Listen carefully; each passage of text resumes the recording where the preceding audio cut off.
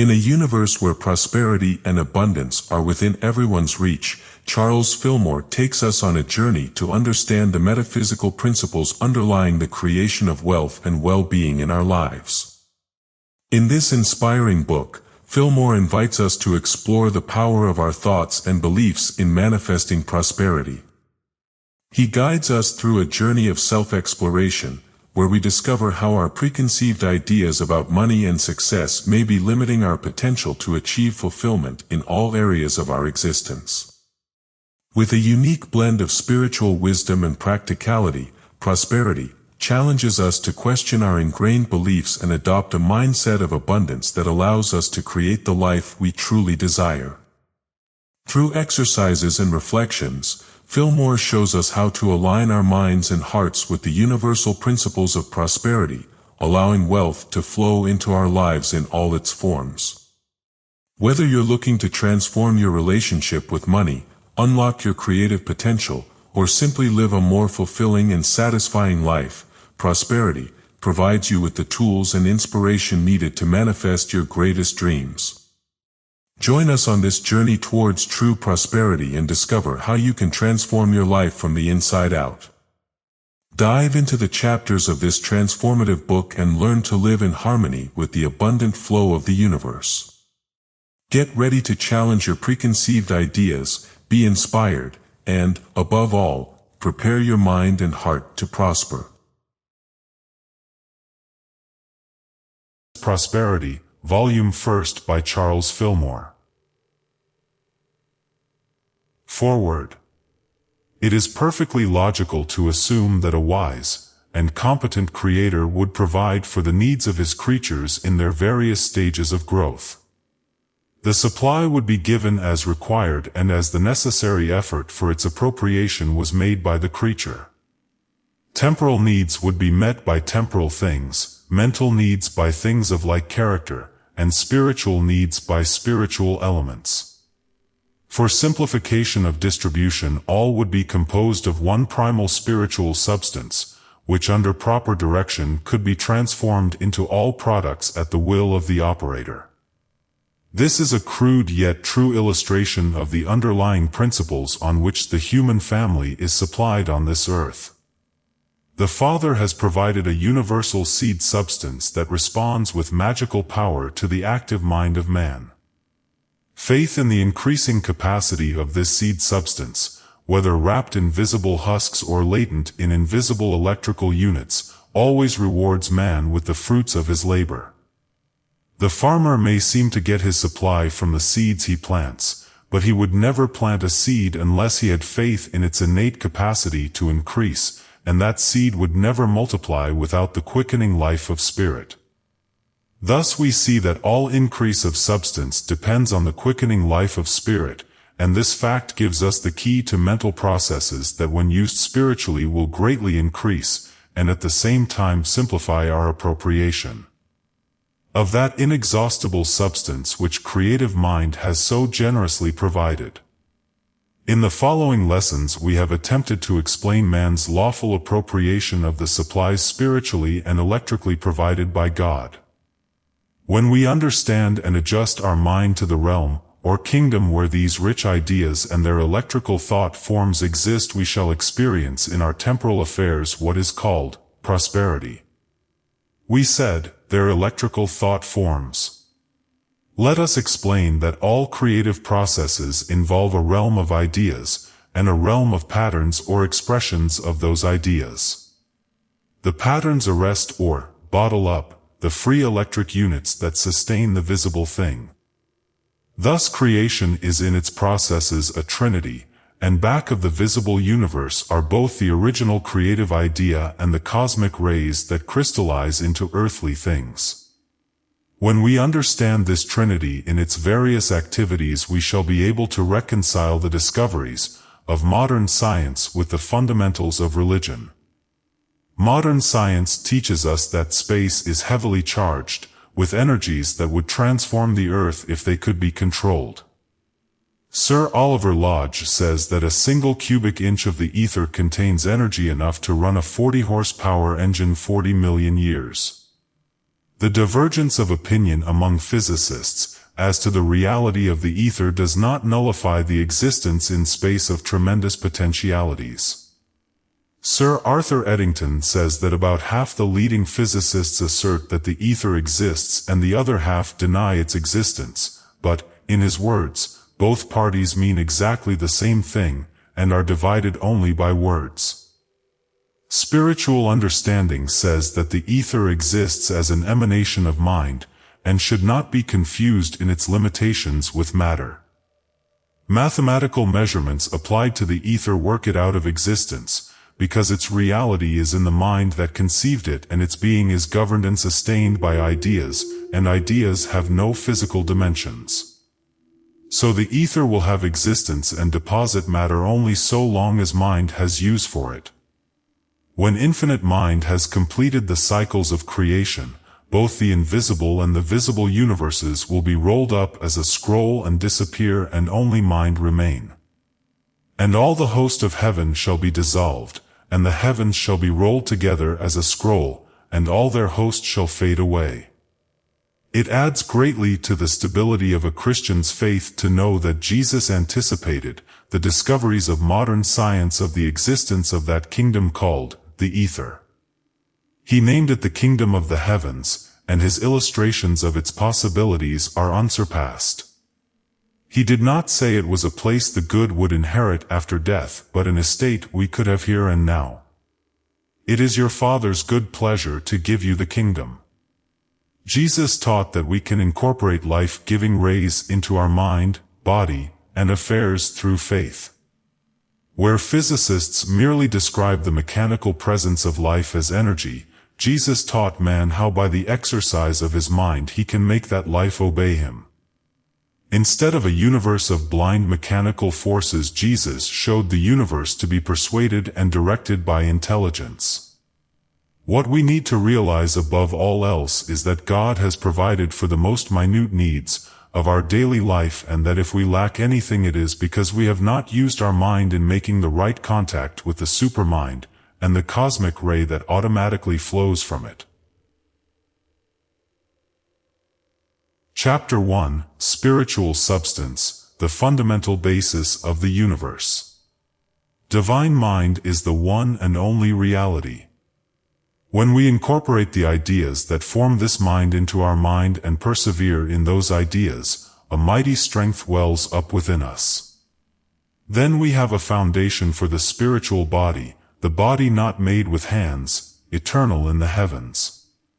When the spiritual body is established in consciousness, its strength and power is transmitted to the visible body and to all the things that we touch in the world about us. Spiritual discernment reveals that we are now in the dawn of a new era, that the old methods of supply and support are fast passing away, and that new methods are waiting to be brought forth. In the coming commerce, man will not be a slave to money. Humanity's daily needs will be met in ways that are not now thought practical. We shall serve for the joy of serving, and prosperity will flow to us and through us in streams of plenty. The supply and support that love and zeal will set in motion are not as yet largely used by man, but those who have tested their providing power are loud in their praise.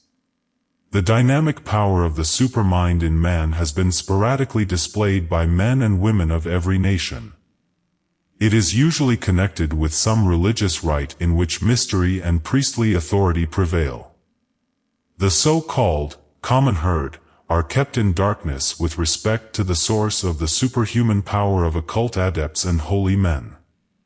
But we have seen a great light in the discovery by physical scientists that the atom conceals electronic energies whose mathematical arrangement determines the character of all the fundamental elements of nature. This discovery has disrupted the science based on the old mechanical atomic theory, but has also given Christian metaphysicians a new understanding of the dynamics back of spirit. Science now postulates space rather than matter as the source of life. It says that the very air is alive with dynamic forces that await man's grasp and utilization, and that these invisible, omnipresent energies possess potentialities far beyond our most exalted conception. What we have been taught about the glories of heaven pales into insignificance compared with the glories of the radiant rays popularly referred to as the ether. We are told by science that we have utilized very meagerly this mighty ocean of ether in producing from it the light and power of electricity. The seemingly tremendous force generated by the whirl of our dynamos is but a weak dribble from a universe of energy. The invisible waves that carry radio programs everywhere are but a mere hint of an intelligent power that penetrates and permeates every germ of life, visible and invisible. Scientific minds the world over have been tremendously moved by these revolutionary discoveries, and they have not found language adequate to explain their magnitude. Although a number of books have been written by scientists, setting forth guardedly the far-reaching effects that will inevitably follow man's appropriation of the easily accessible ether, none has dared to tell the whole story. The fact is that the greatest discovery of all ages is that of physical science, that all things apparently have their source in the invisible, intangible ether. What Jesus taught so profoundly in symbols about the riches of the kingdom of the heavens has now been proved true. According to the Greek, the language in which the New Testament has come down to us, Jesus did not use the word heaven but the word heavens in his teaching. He was not telling us of the glories of some faraway place called heaven, but was revealing the properties of the heavens all around us, called both space and ether by physicists. He taught not only its dynamic but also its intelligent character, and said that the entity that rules it is within man, the kingdom of God is within you.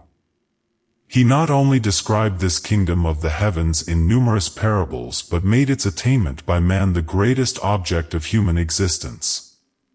He not only set this as man's goal but attained it himself, thereby demonstrating that his teaching is practical as well as true.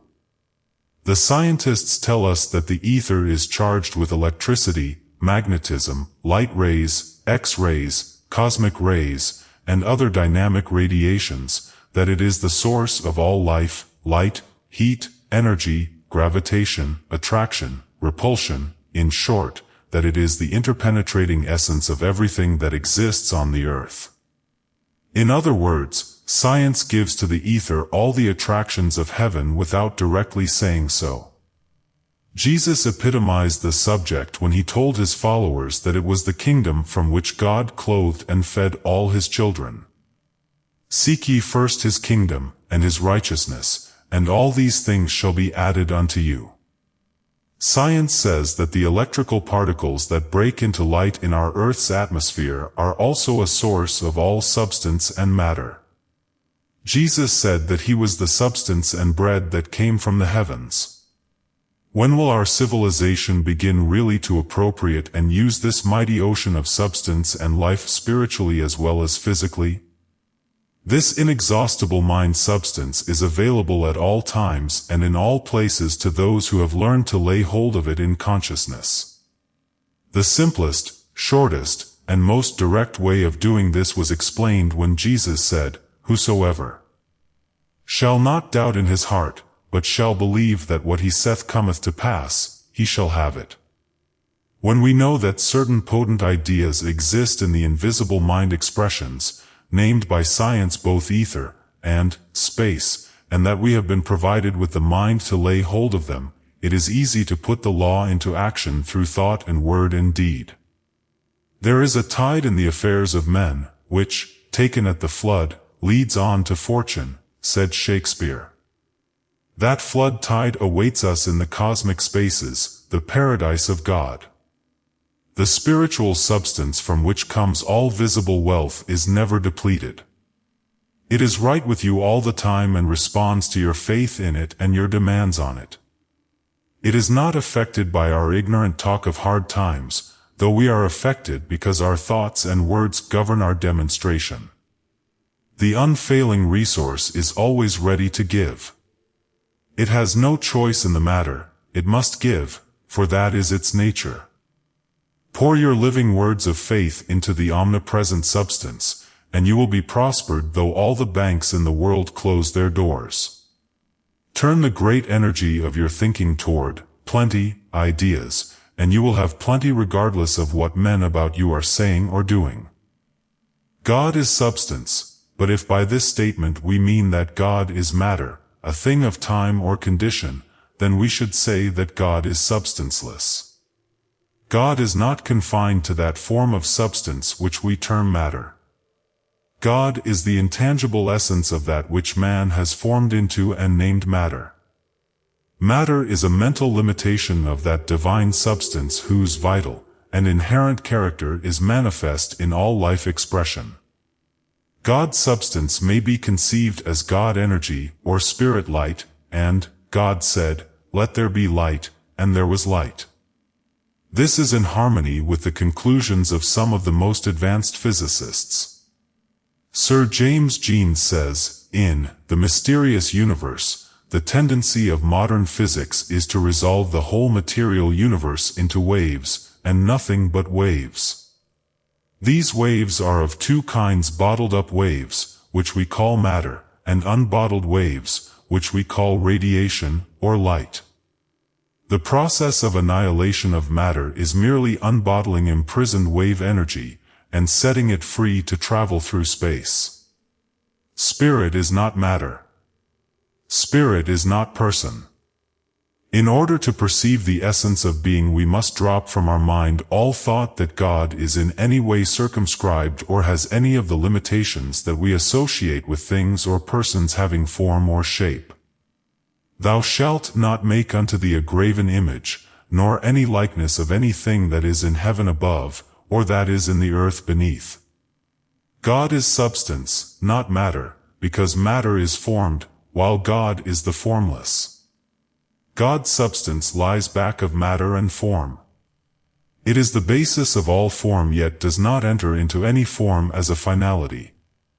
Substance cannot be seen, touched, tasted, or smelled, yet it is more substantial than matter, for it is the only substantiality in the universe.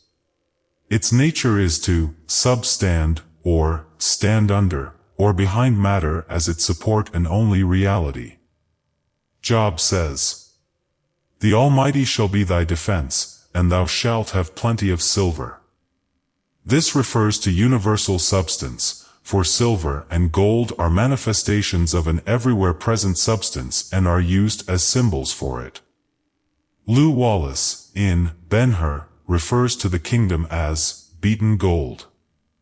You have doubtless in your own experience caught sight of this everywhere present substance in your silence, when it seemed like golden snowflakes falling all about you.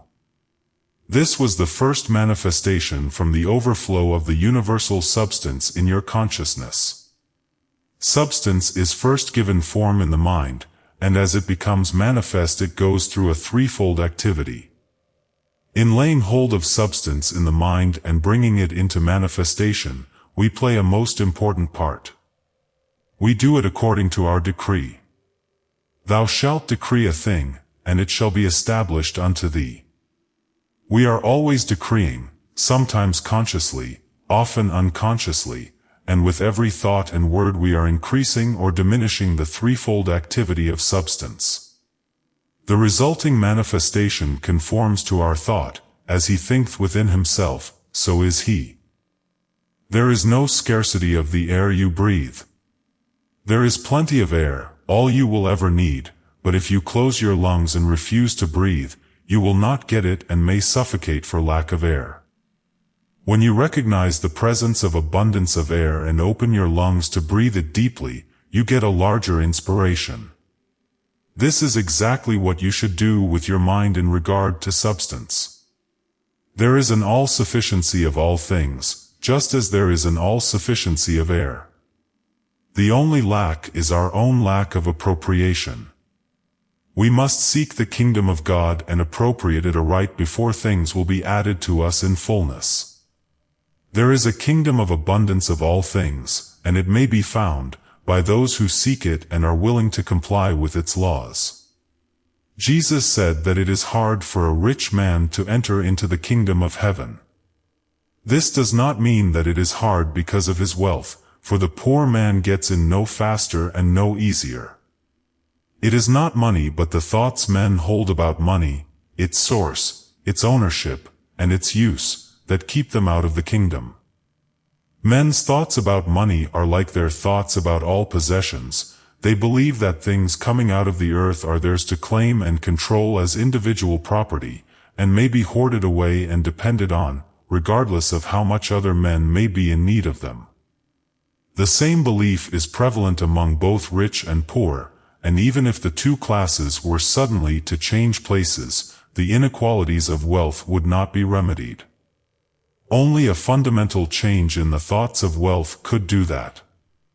Before there is any fundamental social or economic change, men must begin to understand their relationship to God, and to one another as common heirs to the universal resource that is sufficient for all. They must give up some of their erroneous ideas about their rights. They must learn that they cannot possess and lock up that which belongs to God without themselves suffering the effects of that sequestration. The poor man is not the greatest sufferer in this concentration of wealth, for he has not concentrated his faith in material things and chained his soul to them. Those who are rich in the things of this world are by their dependence on those things binding themselves to material things and are in material darkness. Every thought of personal possession must be dropped out of mind before men can come into the realization of the invisible supply.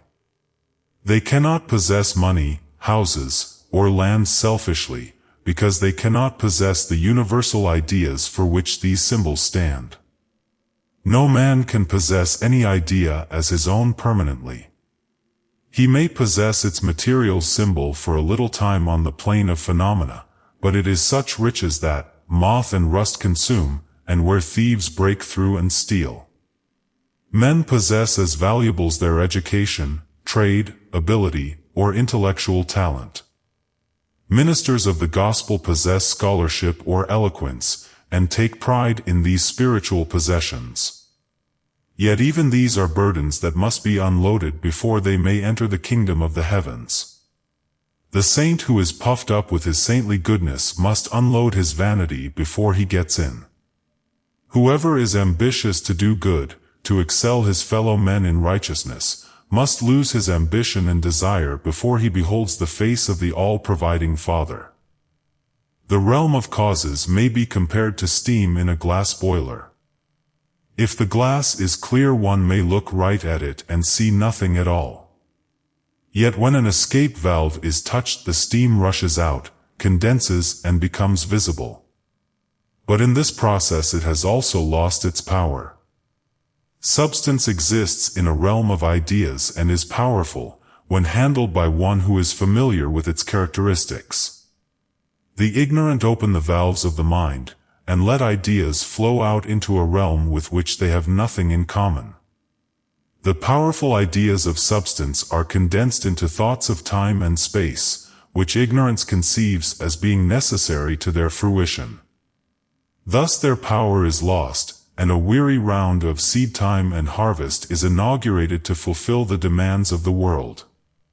It is the mind that believes in personal possessions that limits the full idea. God's world is a world of results that sequentially follow demands. It is in this kingdom that man finds his true home. Labor has ceased for him who has found this inner kingdom. Divine supply is brought forth without laborious struggle. To desire is to have fulfillment. This is the second step in demonstration for the one who has fully dedicated himself to the divine guidance. He immediately enters into easier experiences and more happiness than the world affords, when he covenants to follow only the good. There is an advanced degree along the same line of initiation into the mysteries of the divine. Before this step may be taken, a deeper and more thorough mental cleansing must be undergone.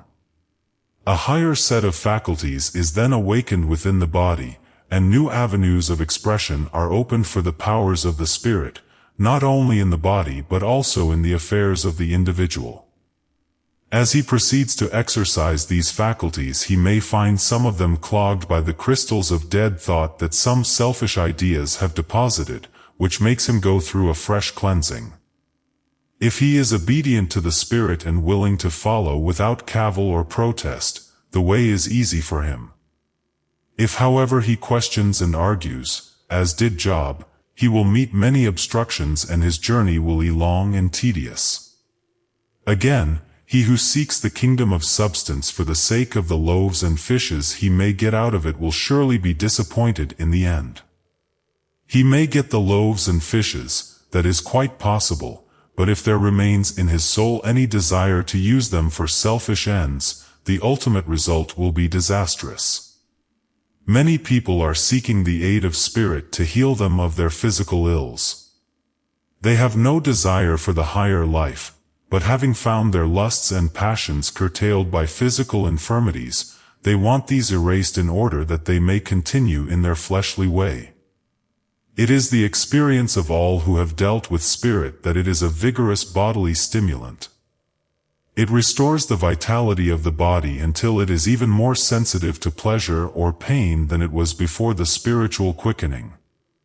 This supersensitiveness makes it more susceptible and liable to more rapid waste if further indulgence is gratified. That is why those who receive spiritual treatment should be fully instructed in the truth of being. They should be shown that the indulgence of bodily passions is a sin against their success in every walk of life and especially in the way of finances and prosperity. If substance is dissipated, every kind of lack begins to be felt. Retribution always follows the indulgence of appetite and passion for mere sensation. Both sinners and saints suffer in this valley of folly. The alternative is to dedicate yourself to the Father's business. Make a definite and detailed covenant with the Father, lay your desires, appetites, and passions at his feet and agree to use all your substance in the most exalted way. Then you are seeking the kingdom, and all things else shall be added unto you. We want to make this substance that faith has brought to our mind enduring and abiding, so that we do not lose it when banks fail or men talk of hard times. We must have in our finances a consciousness of the permanency of the omnipresent substance as it abides in us. Some wealthy families succeed in holding their wealth while others dissipate it in one generation, because they do not have the consciousness of abiding substance. For many of us there is either a feast or a famine in the matter of money, and we need the abiding consciousness.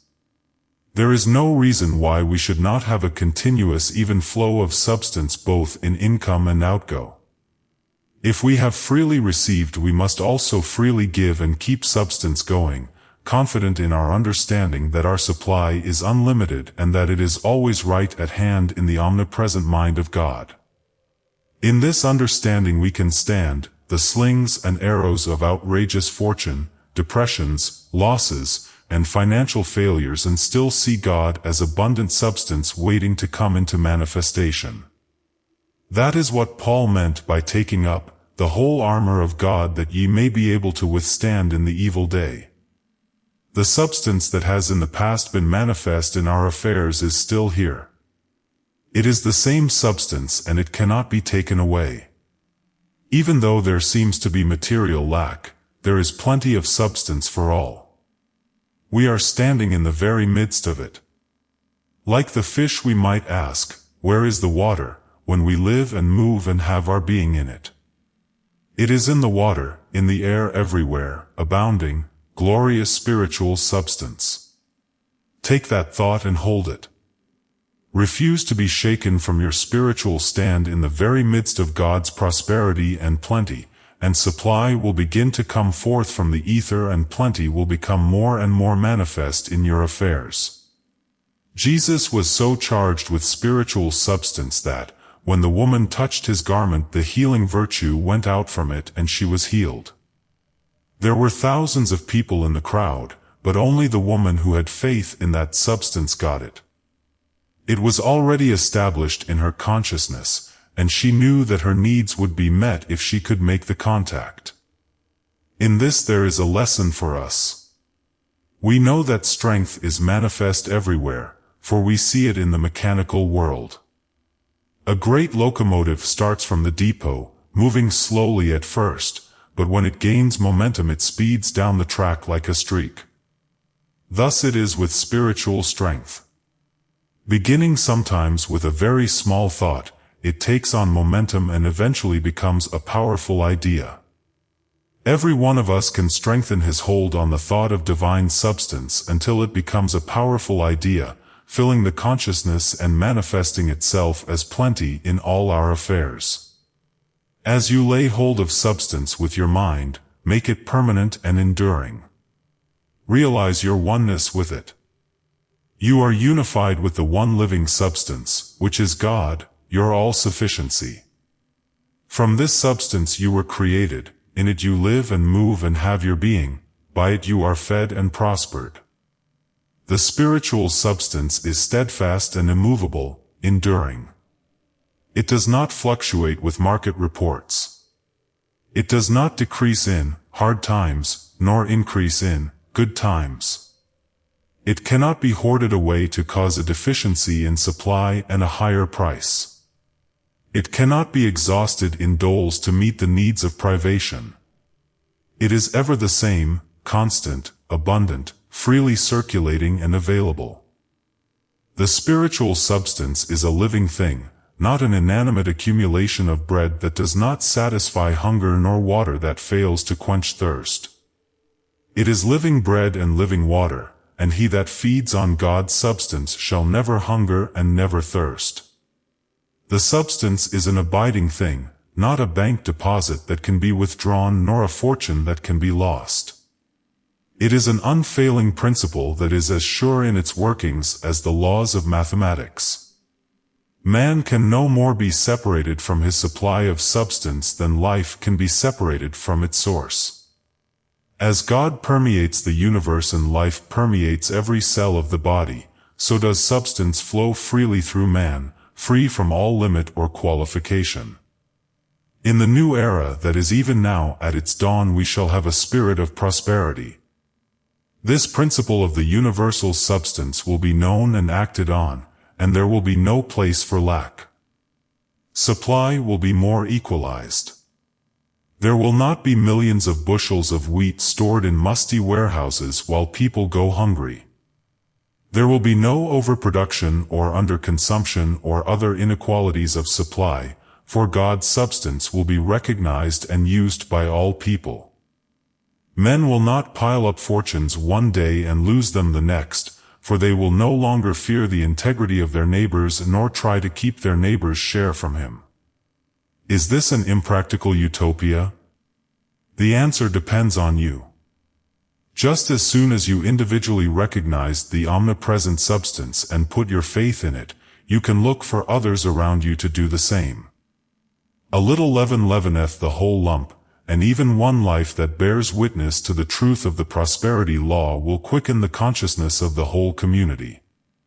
Whoever you are and whatever your immediate need, you can demonstrate the law. If your thoughts are confused, become still and know. Be still and know that you are one with the substance and with the law of its manifestation. Say with conviction, I am strong, immovable spirit substance. This will open the door of your mind to an inflow of substance-filled ideas. As they come, use them freely. Do not hesitate or doubt that they will bring results. They are God's ideas given to you in answer to your prayer and in order to supply your needs. They are substance, intelligent, loving, eager to manifest themselves to meet your need. God is the source of a mighty stream of substance, and you are a tributary of that stream, a channel of expression. Blessing the substance increases its flow. If your money supply is low or your purse seems empty, take it in your hands and bless it. See it filled with the living substance ready to become manifest. As you prepare your meals, bless the food with the thought of spiritual substance. When you dress, bless your garments and realize that you are being constantly clothed with God's substance. Do not center your thought on yourself, your interests, your gains or losses, but realize the universal nature of substance. The more conscious you become of the presence of the living substance, the more it will manifest itself for you, and the richer will be the common good of all. Do not take anyone's word for it, but try the law for yourself. The other fellow's realization of substance will not guarantee your supply. You must become conscious of it for yourself. Identify yourself with substance until you make it yours. It will change your finances, destroy your fears, stop your worries, and you will soon begin to rejoice in the ever-present bounty of God. Be still and turn within to the great source. See with the eye of faith that the whole world is filled with substance. See it falling all about you as snowflakes of gold and silver, and affirm with assurance, Jesus Christ is now here, raising me to his consciousness of the omnipresent, all-providing God substance, and my prosperity is assured. I have unbounded faith in the all-present spiritual substance, increasing and multiplying at my word. Chapter 2, Spiritual Mind, the Omnipresent Directive Principle of Prosperity. Everything that appears in the universe had its origin in mind. Mind evolves ideas, and ideas express themselves through thoughts and words. Understanding that ideas have a permanent existence and that they evolve thoughts and words, we see how futile is any attempted reform that does not take them into consideration. This is why legislation and external rules of action are so weak and transient as reforms. Ideas generate thought currents, as a fire under a boiler generates steam. The idea is the most important factor in every act and must be given first place in our attention, if we would bring about any results of a permanent character. Men formulate thoughts, and thoughts move the world. Ideas are centers of consciousness. They have a positive and a negative pole and generate thoughts of every conceivable kind.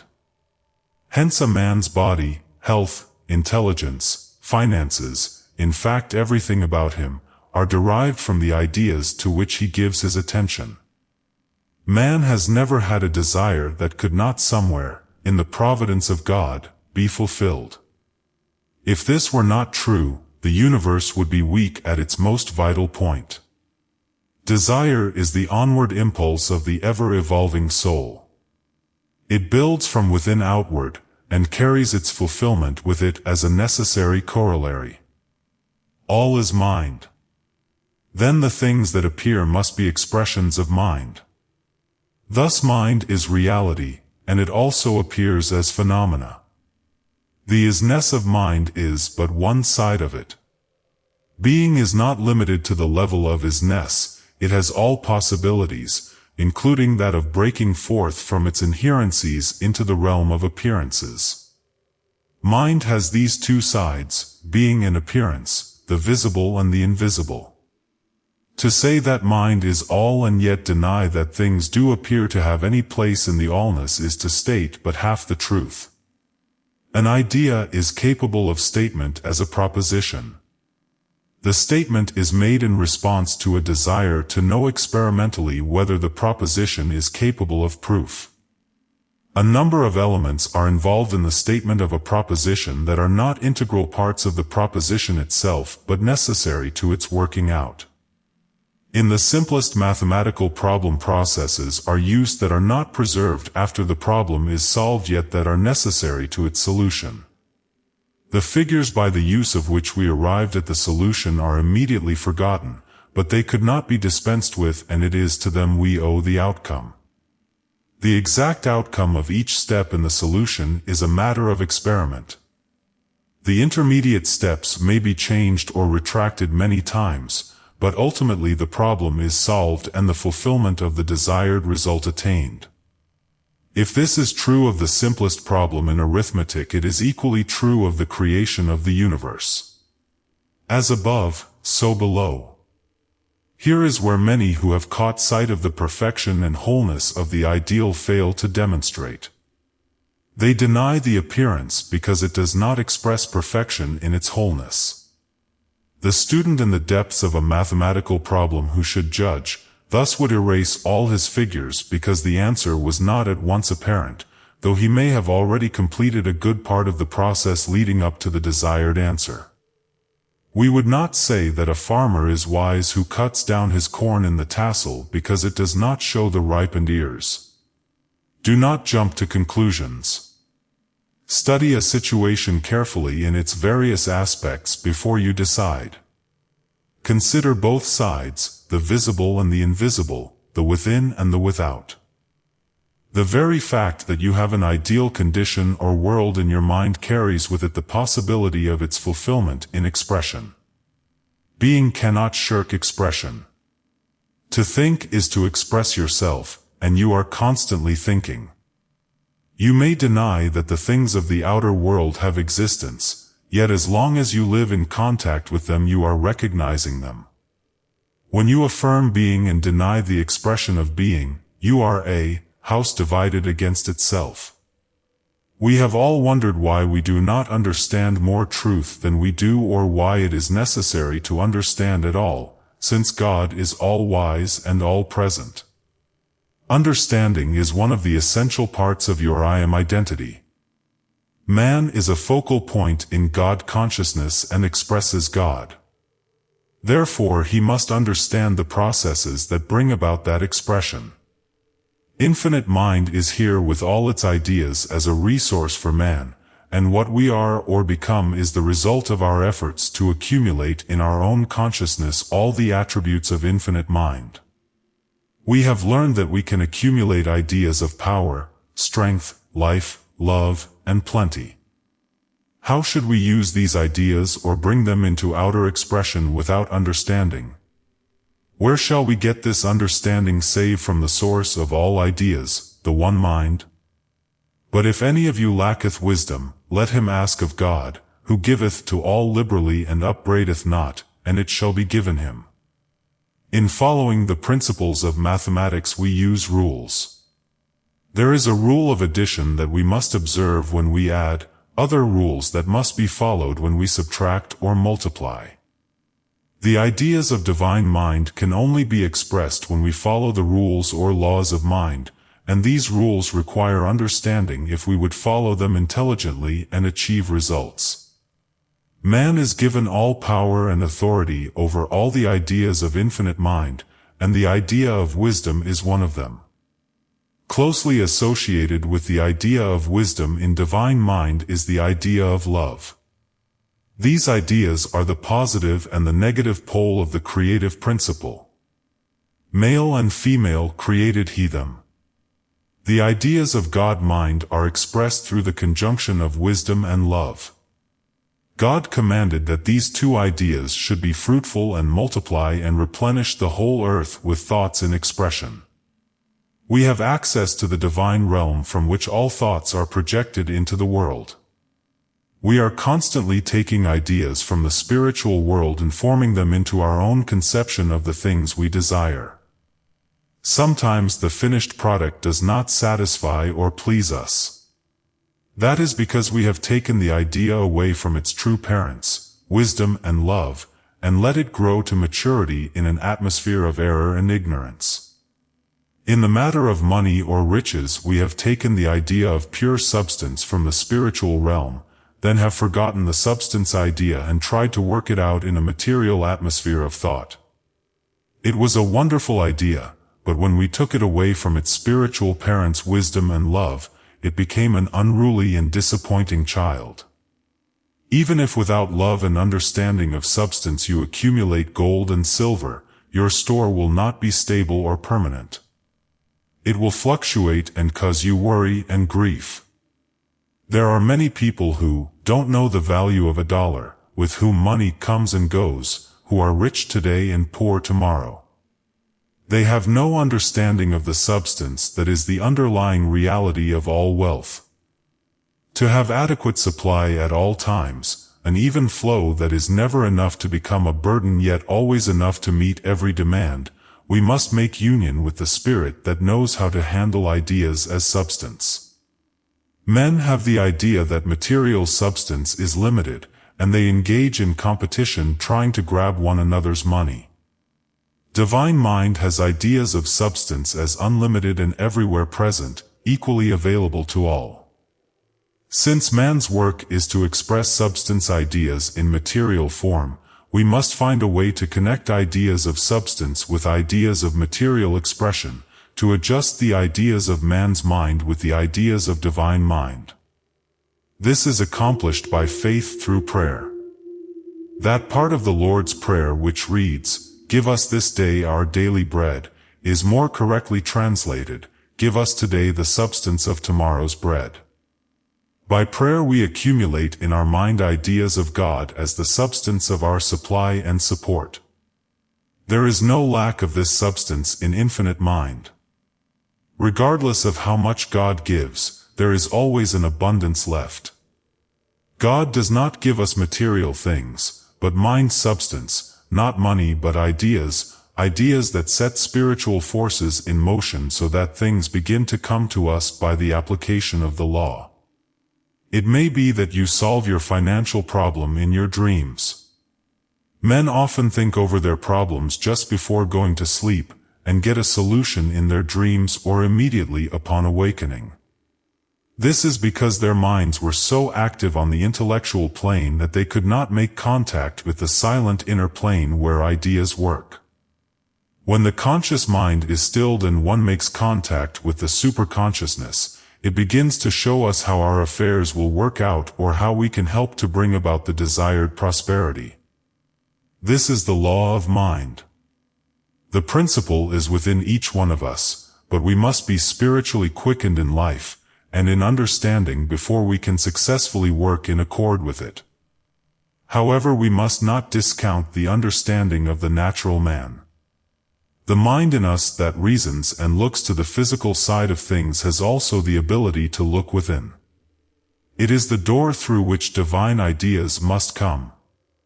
Jesus, the Son of Man, called himself the door and the way.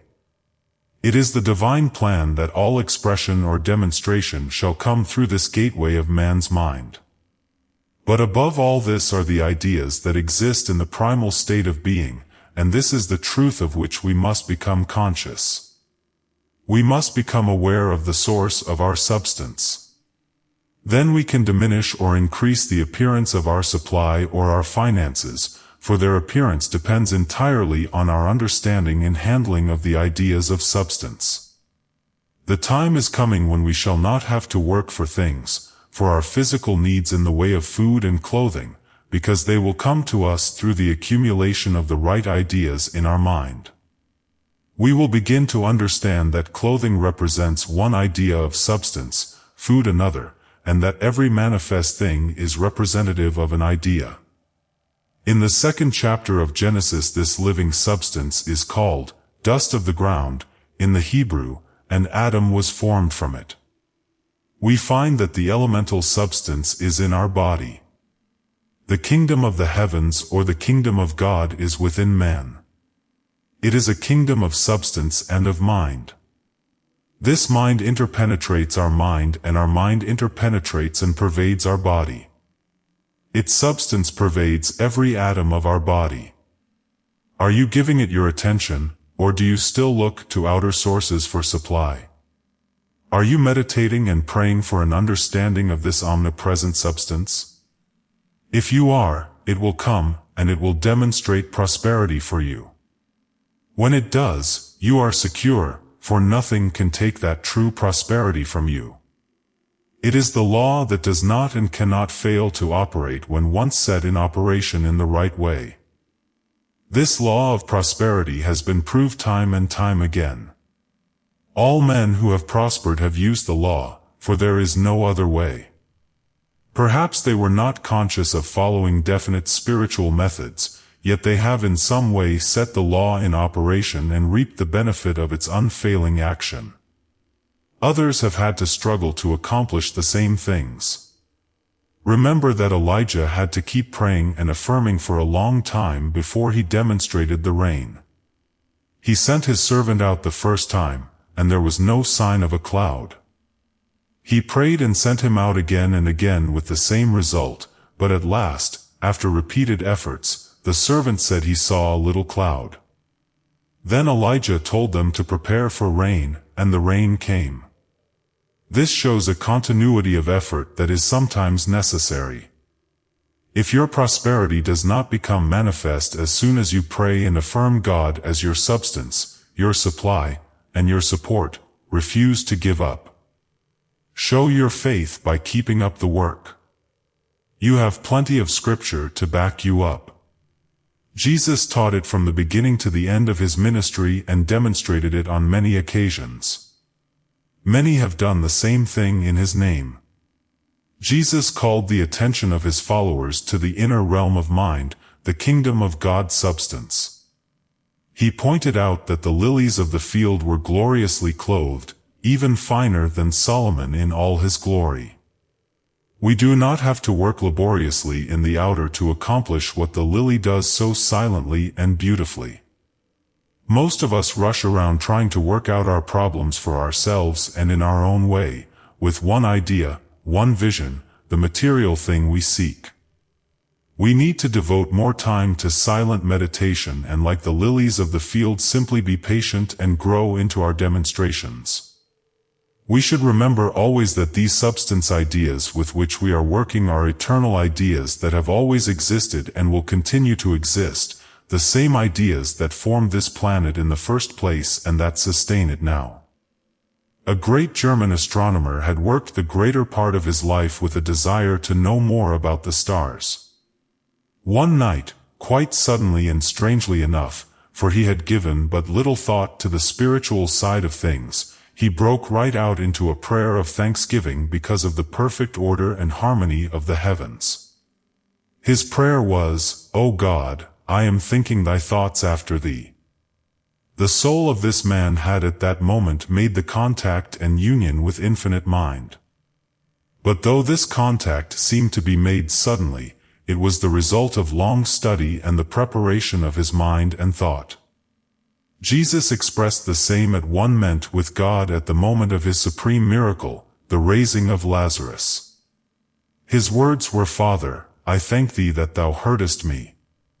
And I knew that thou hearest me always." This gives us another side of the prosperity law.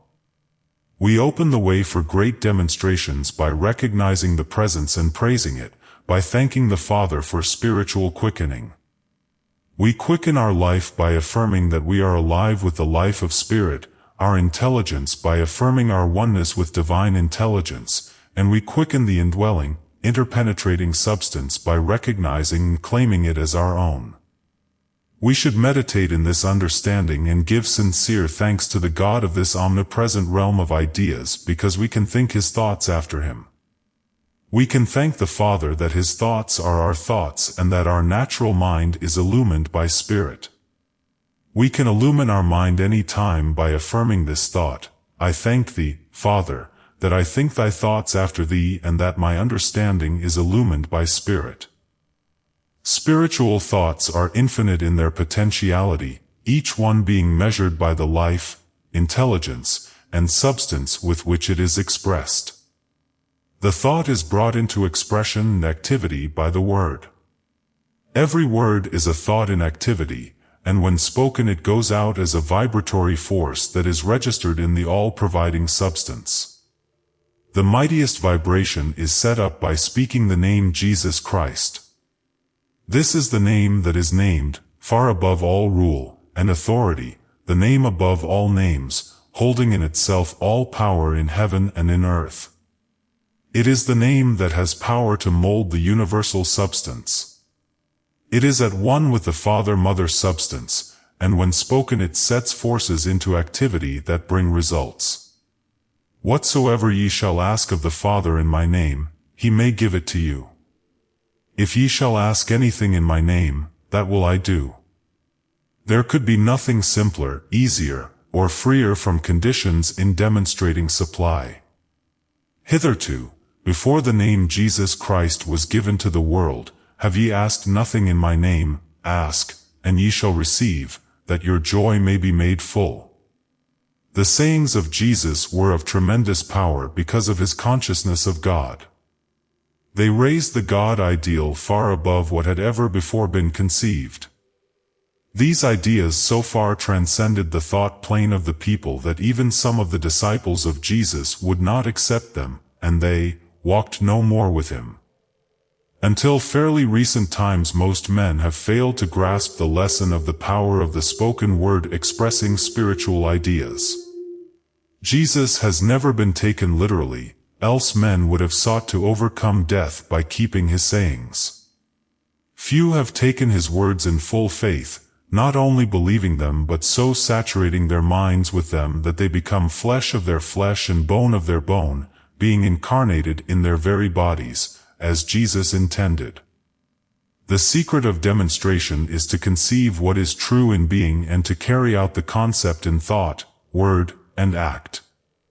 If I can conceive a truth, there must be a way by which I can make that truth apparent. If I can conceive of an inexhaustible supply existing in the omnipresent ethers, then there is a way by which I can make that supply manifest. Once your mind accepts this as an axiomatic truth, it has arrived at the place where the question of processes begins to be considered. No one ever fully sees the steps that he must take in reaching a certain end.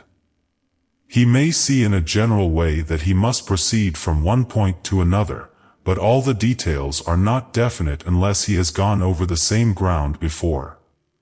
So in the demonstration of spiritual powers as they are expressed through man, we must be willing to follow the directions of someone who has proved his understanding of the law by his demonstrations.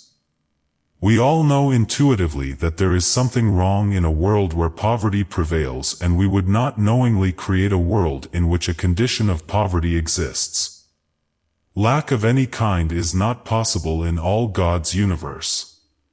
So when there is an appearance of poverty anywhere, it is our duty to deny it. Sorrow and suffering accompany poverty, and we wish to see them all blotted out. This desire is an index pointing the way to their disappearance. As the consciousness of the kingdom of heaven with its abundant life and substance becomes more and more common among men, these negative conditions will fade out of seeming existence. Jesus said that all things should be added to those who seek the kingdom of heaven. We do not have to wait until we have fully entered the kingdom or attained a complete understanding of spirit before prosperity begins to be manifest, but we do have to seek, to turn the attention in that direction. Then things begin to be added unto us. Thousands of people are proving the law in this age. They accept the promise of the scriptures and are looking to God to supply their every need. In the beginning of their seeking they may have little to encourage them to believe that they will be provided for or helped along any particular line. But they carry out the command to seek and in faith act just as though they were receiving, and gradually there opens up to them new ways of making a living. Sometimes avenues are opened to them to which they are strangers, but they find pleasant experience and are encouraged to continue seeking the kingdom of God and rejoicing in its ever-increasing bounty. Many such people today are wisely using their one talent. They may not have seen the Holy of Holies in the inner sanctuary, but they are getting closer to it. This is the step we must all take: begin to seek this kingdom of God's substance. Trust in the promise and see the result in the mental currents that are set in motion all about us. You may not be able to see at just what point success began, or what separate word of allegiance to the Father first took effect, but as the weeks or months go by you will observe many changes taking place in your mind, your body, and your affairs. You will find that your ideas have broadened immensely, that your little limited world has been transformed into a big world.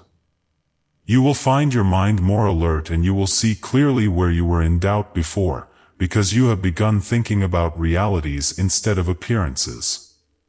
The consciousness of an omnipotent hand guiding all your affairs will establish you in confidence and security, which will extend to the body welfare and surroundings.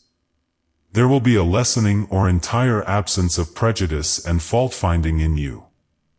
You will be more forgiving and more generous and will not judge harshly. Other people will feel that there has been a change in you and will appreciate you more, showing it in many ways. Things will be coming your way, being added unto you indeed according to the promise. All this is true not only of your own affairs. The effects extend also to those with whom you come in contact. They will also become more prosperous and happy. They may not in any way connect their improvement with you or your thoughts, but that does not affect the truth about it. All causes are essentially mental, and whoever comes into daily contact with a high order of thinking must take on some of it. Ideas are catching, and no one can live in an atmosphere of true thinking, where high ideas are held, without becoming more or less inoculated with them. Do not expect miracles to be performed for you, but do expect the law with which you have identified yourself to work out your problem by means of the latent possibilities in and around you. Above all, be yourself. Let the God within you express himself through you in the world without. Ye are gods, and all of you sons of the Most High. The idea of God covers a multitude of creative forces. In this case you are working to bring prosperity into your affairs. Hence you should fill your mind with images and thoughts of an all-providing, all-supplying Father. The ancient Hebrews understood this. They had 7 sacred names for Jehovah, each one of which represented some specific idea of God. They used the name Jehovah-Jireh when they wished to concentrate on the aspect of substance. It means, Jehovah will provide, the mighty one whose presence and power provides, regardless of any opposing circumstance. To quicken the consciousness of the presence of God, the Hebrews used the name Jehovah Shammah, which means, Jehovah is there, the Lord is present. Realize the Lord present as creative mind, throbbing in the ether as living productiveness. Charge your mind with statements that express plenty. No particular affirmation will raise anyone from poverty to affluence, yet all affirmations that carry ideas of abundance will lead one into the consciousness that fulfills the law. Deny that lack has any place or reality in your thought or your affairs and affirm plenty as the only appearance. Praise what you have, be it ever so little, and insist that it is constantly growing larger. Daily concentration of mind on spirit and its attributes will reveal that the elemental forces that make all material things are here in the ether awaiting our recognition and appropriation. It is not necessary to know all the details of the scientific law in order to demonstrate prosperity. Go into the silence daily at a stated time and concentrate on the substance of spirit prepared for you from the foundation of the world. This opens up a current of thought that will bring prosperity into your affairs. A good thought to hold in this meditation is this: the invisible substance is plastic to my abundant thought, and I am rich in mind and in manifestation. Chapter 3: Faith in the Invisible Substance, the Key to Demonstration. In this lesson we are considering the subject of faith especially as it applies to the demonstration of prosperity. In this study, as in all others, we must start in the one mind. God had faith when he imaged man and the universe, and through his faith brought all things into being. Man, being like God, must also base his creations on faith as the only foundation. Here then is our starting point in building a prosperity consciousness and making our world as we would have it. We all have faith, for it is innate in every man. Our question is how we may put it to work in our affairs.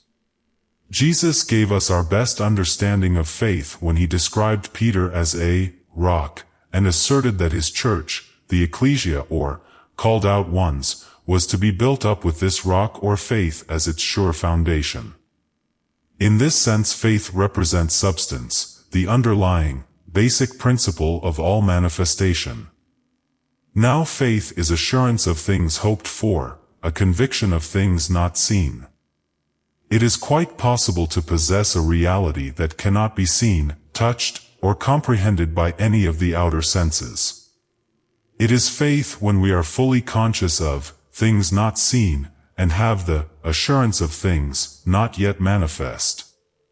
In other words, faith is that consciousness in us of the reality of the invisible substance and of the attributes of mind by which we lay hold of it. We must realize that the mind makes real things. Just a thought, or just a mere idea, we sometimes lightly say, little thinking that these thoughts and ideas are the eternal realities from which we build our life and our world. Faith is the perceiving power of the mind linked with a power to shape substance. You hear of a certain proposition that appeals to you and you say, I have faith in that proposition. Some man whose character seems right is described to you and you say, I have faith in that man. What do you mean by having faith? You mean that certain characteristics of men or things appeal to you, and these immediately begin a constructive work in your mind. What is that work? It is the work of making the proposition or man real to your consciousness. The character and attributes of the things in your mind become substantial to you because of your faith. The office of faith is to take abstract ideas and give them definite form in substance. Ideas are abstract and formless to us until they become substance, the substance of faith. A very important work in soul culture is the establishment of a faith substance. Once we discern this law of soul building by faith, we find the Hebrew Scriptures full of illustrations of it. The first chapter of Luke's Gospel tells us how Elizabeth and Zacharias were told by an angel that they would have a son and that his name would be John. Zacharias was burning incense at the altar in the exercise of his duties as a priest. This means that when the mind is looking toward spirit, even if it be in a blind way, and is seeking spiritual things, it will become spiritualized. The burning of incense typifies spiritualization. Zacharias represents the perceptive and Elizabeth the receptive qualities of the soul. When these two work in conjunction in prayer, meditation, and aspiration, the soul is open to the higher thoughts or angels that bring the promise of a new and definite state of consciousness. Zacharias doubted the promise of a son because his wife was past the age of childbearing, and because of his doubts he was stricken dumb. This means that when we perceive spiritual truth and doubt it, we retard its outer expression. It cannot be spoken into manifestation through us because of our doubt. All the growth is then thrown upon the soul. Elizabeth hid herself 5 months, but when the soul begins to feel the presence of the new ego or new state of consciousness, then we again come into faith expression. The speech of Zacharias is restored. It was the same way in the bringing forth of Jesus. A promise was first made to Mary, and Joseph was assured that the child was the offspring of the Holy Spirit. This represents a still higher step in the work of faith. The bringing forth of John the Baptist is the intellectual perception of truth. The intellect grasps truth first. The next step is the bringing forth of substance and life in the subconsciousness. When we have given ourselves entirely to Spirit, we may do things without knowing exactly why. That is because faith is at work in us, and even if we do not know the law and cannot explain faith to the outer consciousness, it continues to do its perfect work and eventually brings forth the demonstration. Do not fear the power that works out things in the invisible. When you get a strong perception of something that your inner mind tells you is true and good, act on it and your demonstration will come. That is the way a living faith works, and it is the law of your creative word. Faith can also have understanding added to it. We call our spiritual faculties out of our subconsciousness. When Jesus did some of his most remarkable works, he had with him Peter, James, and John. Peter represents faith, James wisdom or judgment, and John love. These three faculties, when expressed together in mind, accomplish apparent miracles. You have called out faith in things spiritual, you have faith in God, and you have cultivated your unity with the one mind. If you then use spiritual judgment and do your work in love, you have become a teacher in Israel. In order to have understanding of the law through which we gain or lose in the use of the invisible substance, we must use discrimination or judgment. There is a guiding intelligence always present that we can lay hold of and make our own. It is ours. It belongs to us, and it is our birthright both to know it and to use it. Some metaphysicians mistakenly think that they must have hard experiences in order to appreciate the better things of life. They think poverty is a blessing because it educates people to the appreciation of plenty when they get it. They say that it is God's will for us to have some hard times and some good times, feasts and famines. This is not logically true when you consider God as principle. If you think of God as a man who arbitrarily gives or withholds by the exercise of his personal will, you might reach such a conclusion. But God is changeless, and if he gives one moment, he will continue to give eternally. It is his nature to give, and his nature is eternally the same. When you talk of hard times, famines, lack, you are talking of something that has no place in the mind of God. You are not acknowledging God in all your ways, but are acknowledging error and affirming that the world has its source in outer things. You must turn around and get into this consciousness, that in mind, in spirit, there is abundance. We often wonder how Jesus could multiply the 5 loaves and 2 fishes to meet the hunger of 5,000 persons. It was done through a thorough understanding of this law. The 5 loaves represent the 5 sense application of divine substance. The 2 fishes represent the yeast or multiplying power put into the substance, the source of the increase. We are told that if the yeast of a single setting of bread were allowed to increase, it would fill a space larger than this planet. This shows that there is no limit to the increasing power of elemental substance. It is for us to use as Jesus used this power. It was not a miracle but something that we all have within us as an unawakened ability and that we can learn to develop and use as Jesus did. Jesus entered into the silence, prayed and blessed the substance at hand. If we would multiply and increase the power, substance, and life in us and at our command, we must get very still and realize that our resource is spirit, that it is God, and that it is here in all its fullness. We must make contact with it in faith. Then we shall find it welling up within us. Some of you have no doubt had that experience. But if you just let it ooze away without understanding it, you get no benefit. Here is the key to this life and substance you feel when you sit in the silence. You must begin to speak these words with power and authority. When there is worldwide belief in financial depression, lack of circulation, stagnation, things do not go as we expect and we develop fear, a belief in lack of circulation of money. But if we know the law, we do not come under this fear thought. At any time many persons make money, they use this law and take advantage of opportunity. We should bless everything that we have, for we can increase and multiply what we have by speaking words. Jesus said that his words were spirit and life. Did you ever think that your word is charged with great spiritual life force? It is. Be careful of your words. Man shall be held accountable for his lightest word.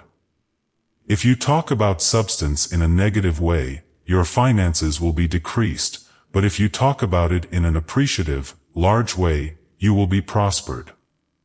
If we could release the energy in the atoms the scientists tell us about, we could supply the world. This power lies within every one of us. We can begin by freeing the little ideas we have and making them fill the world with thoughts of plenty. We must realize that all power is given to us in heaven and in earth, as Jesus said. He told his apostles that they should receive power when the Holy Spirit had come upon them. They were told to go up into that upper room, in the crown of the head, where spiritual forces begin the formation of new ideas.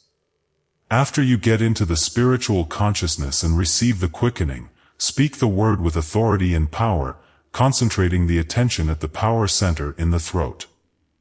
We find it effective to speak the words aloud and then sink back to the other side, Galilee, as Jesus often did, to rest and speak them again silently. You can send forth this vibratory energy of spirit and break down the inertia caused by thoughts of fear and lack, carve out ways, open new avenues to the demonstration of your good. To bring forth these undeveloped spiritual qualities we must believe in them. For he that cometh to God must believe that he is.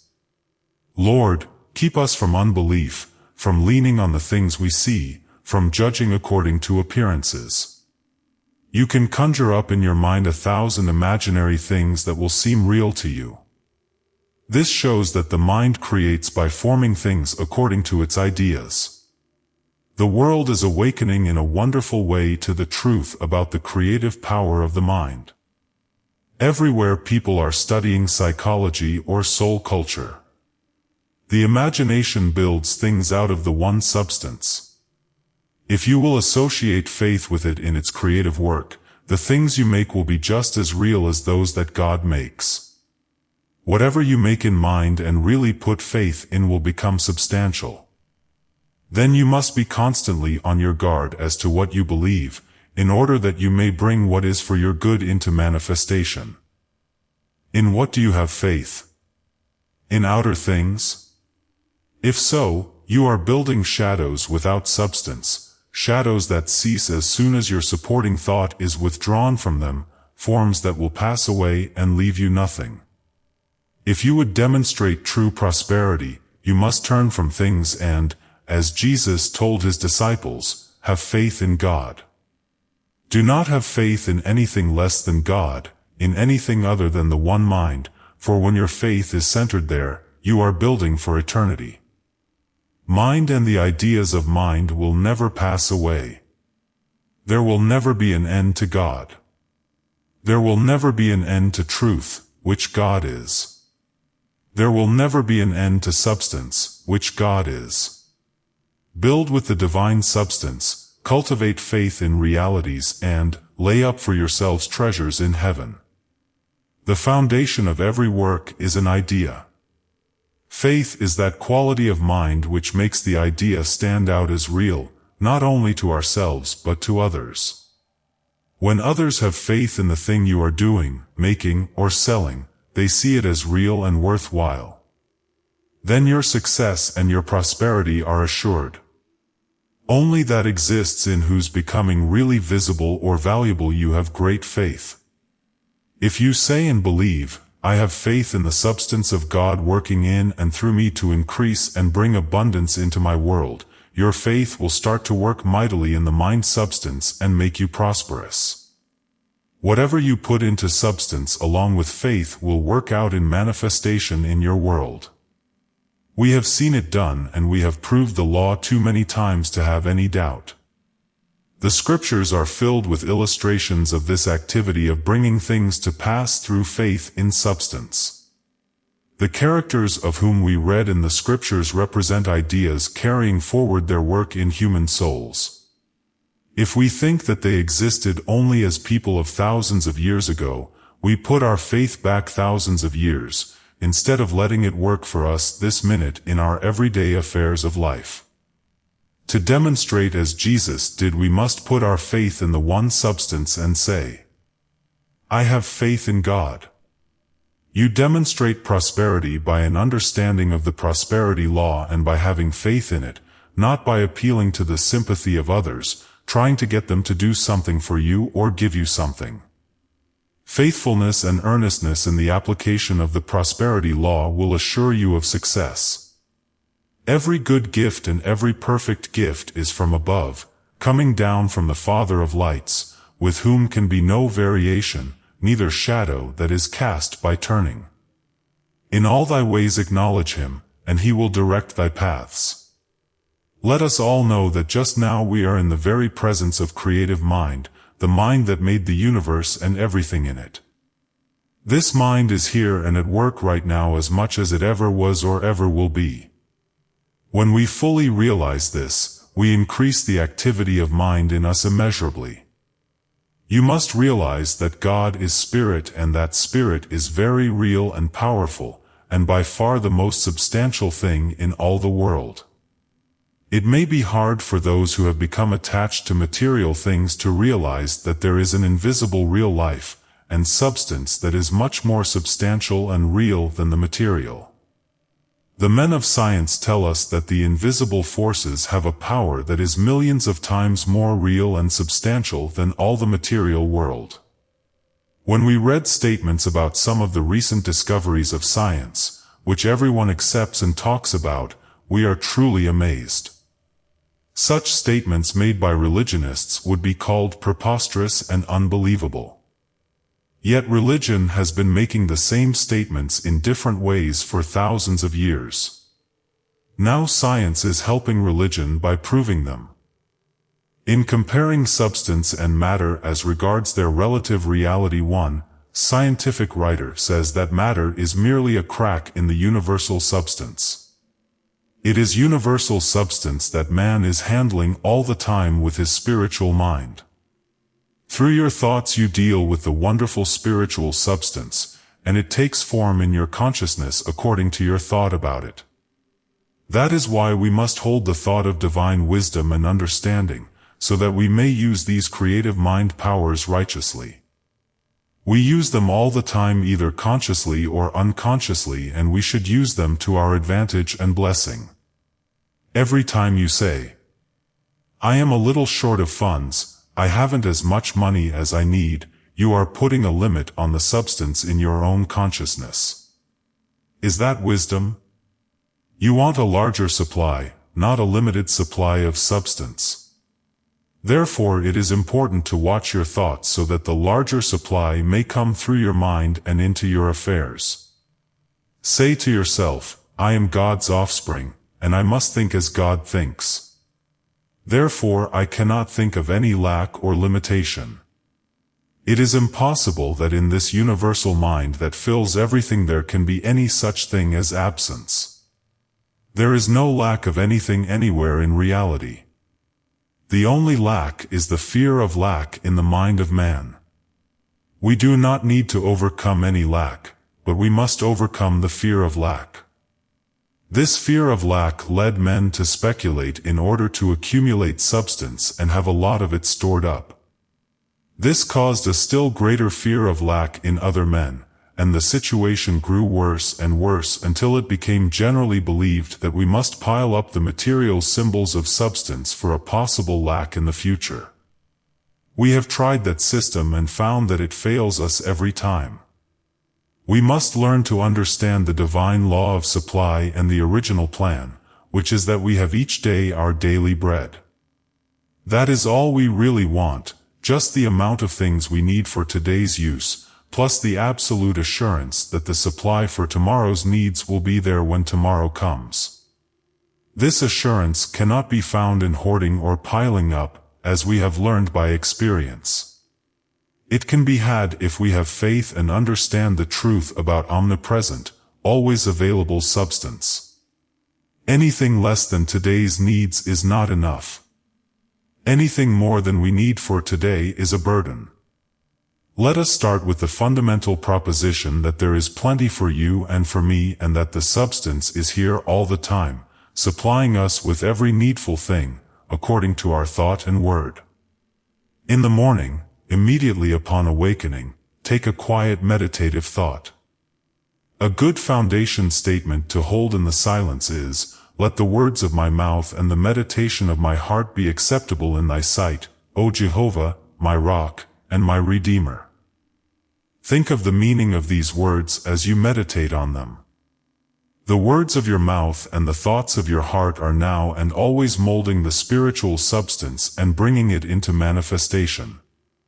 They will not be acceptable to the Lord unless they bring into manifestation things that are true, lovely, and altogether good. After your morning meditation, when you have declared the omnipresence and the allness of the good, receive it as true and go forth to the day's activities with faith that all things needful are provided and your good must come. The soil and substance omnipresent has many names. Jesus called it the kingdom of the heavens. Moses in Genesis named it the Garden of Eden. Science says it is the ether. We live in it as fishes live in the sea, and it lives in us and supplies us with all things according to our thoughts. When you start to your work, pause a moment and declare, I set God before me this day, to guide and guard, to protect and prosper me. Or, the Spirit of the Lord goes before me this day and makes my way successful and prosperous. Make this your proclamation for the day. Decree it to be so, and the Lord will bring it to pass. During the day, if a thought of lack or limitation should for a moment disturb you, banish it at once with the statement, Jehovah is my shepherd, I shall not want. When your mind comes around again to the subject of prosperity, realize most strongly that your prosperity comes from God. It came with you from God, from your contact with God-mind in your silence, and your prosperity is right with you wherever you are. Supply may seem to come through outer channels, but your real success depends on your inner hold on the prosperity realization.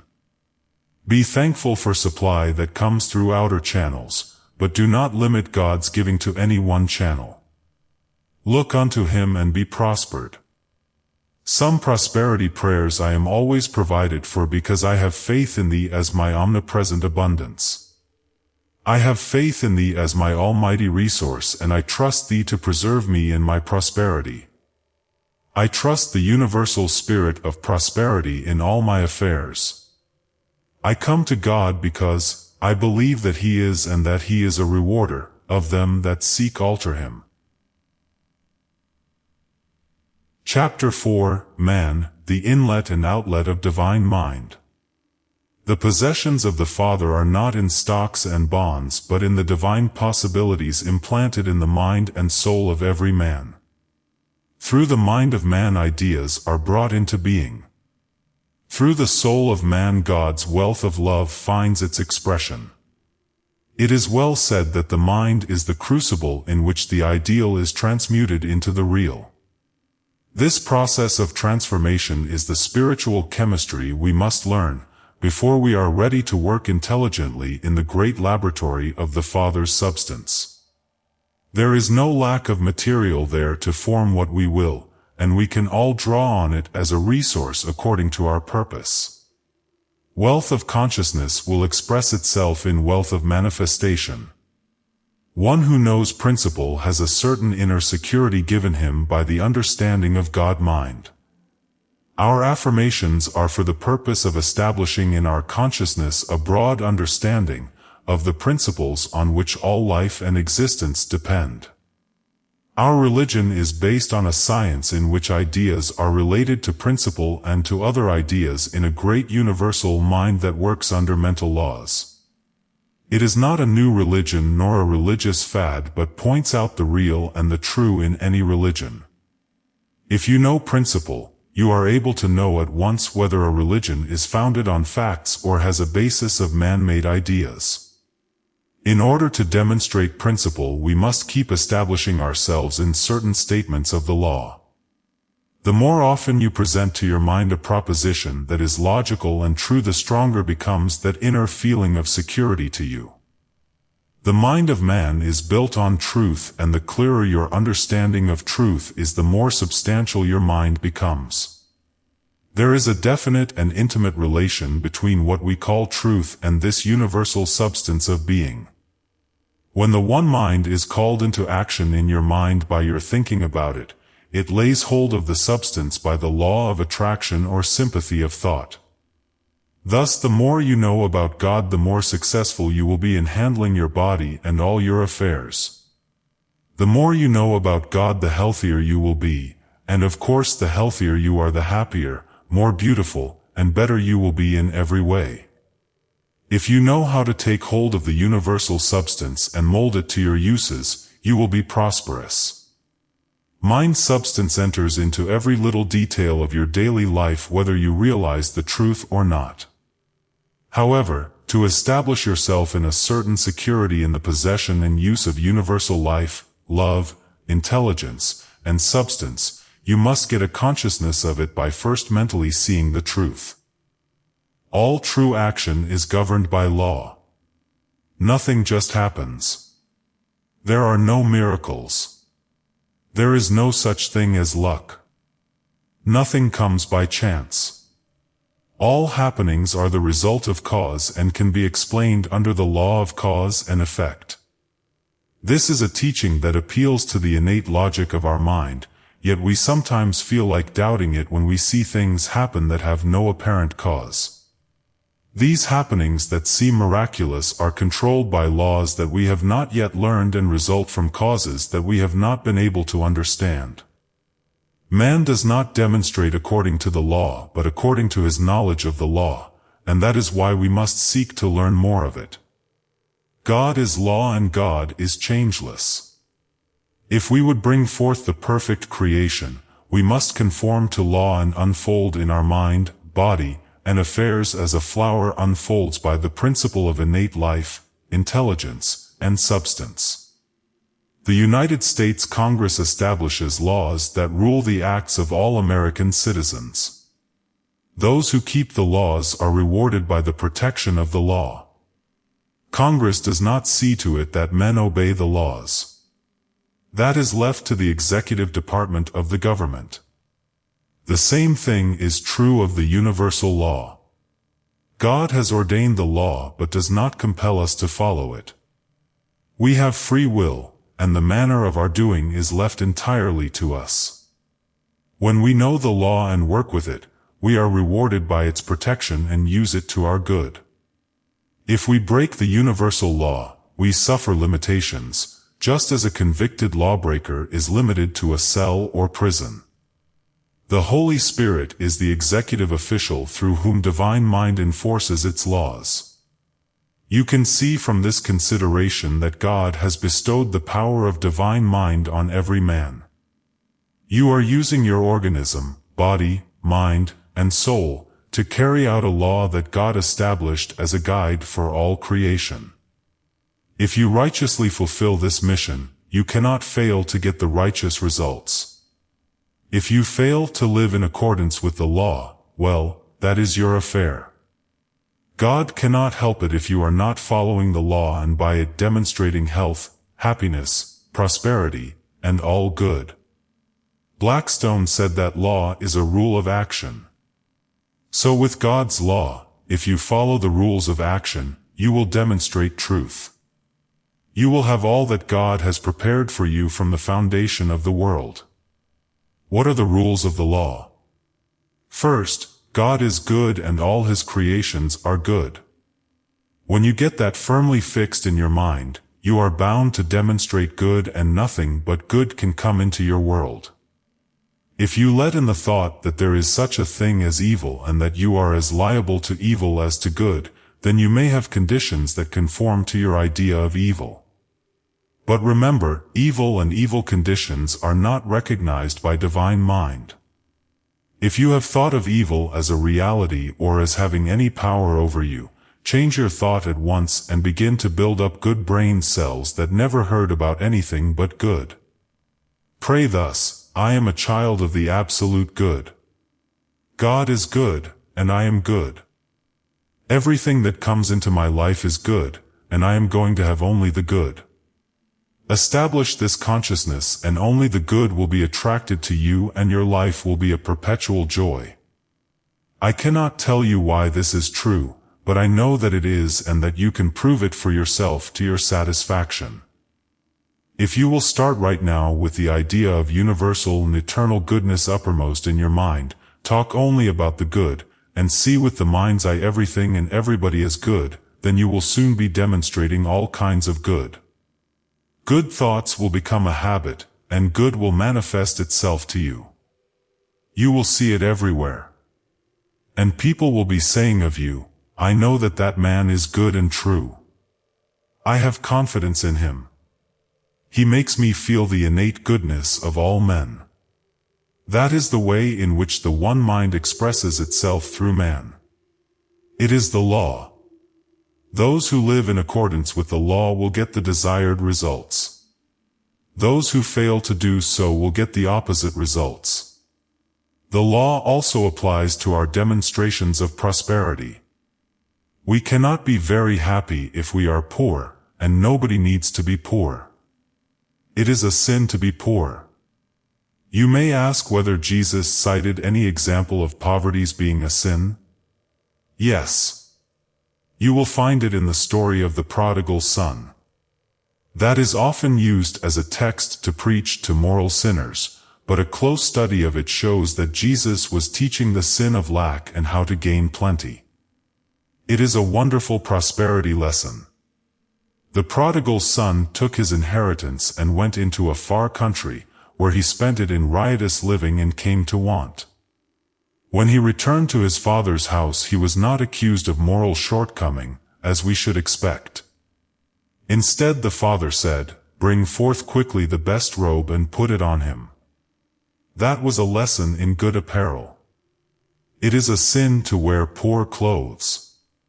This may seem to some to be rather a sordid way of looking at the teaching of Jesus, but we must be honest.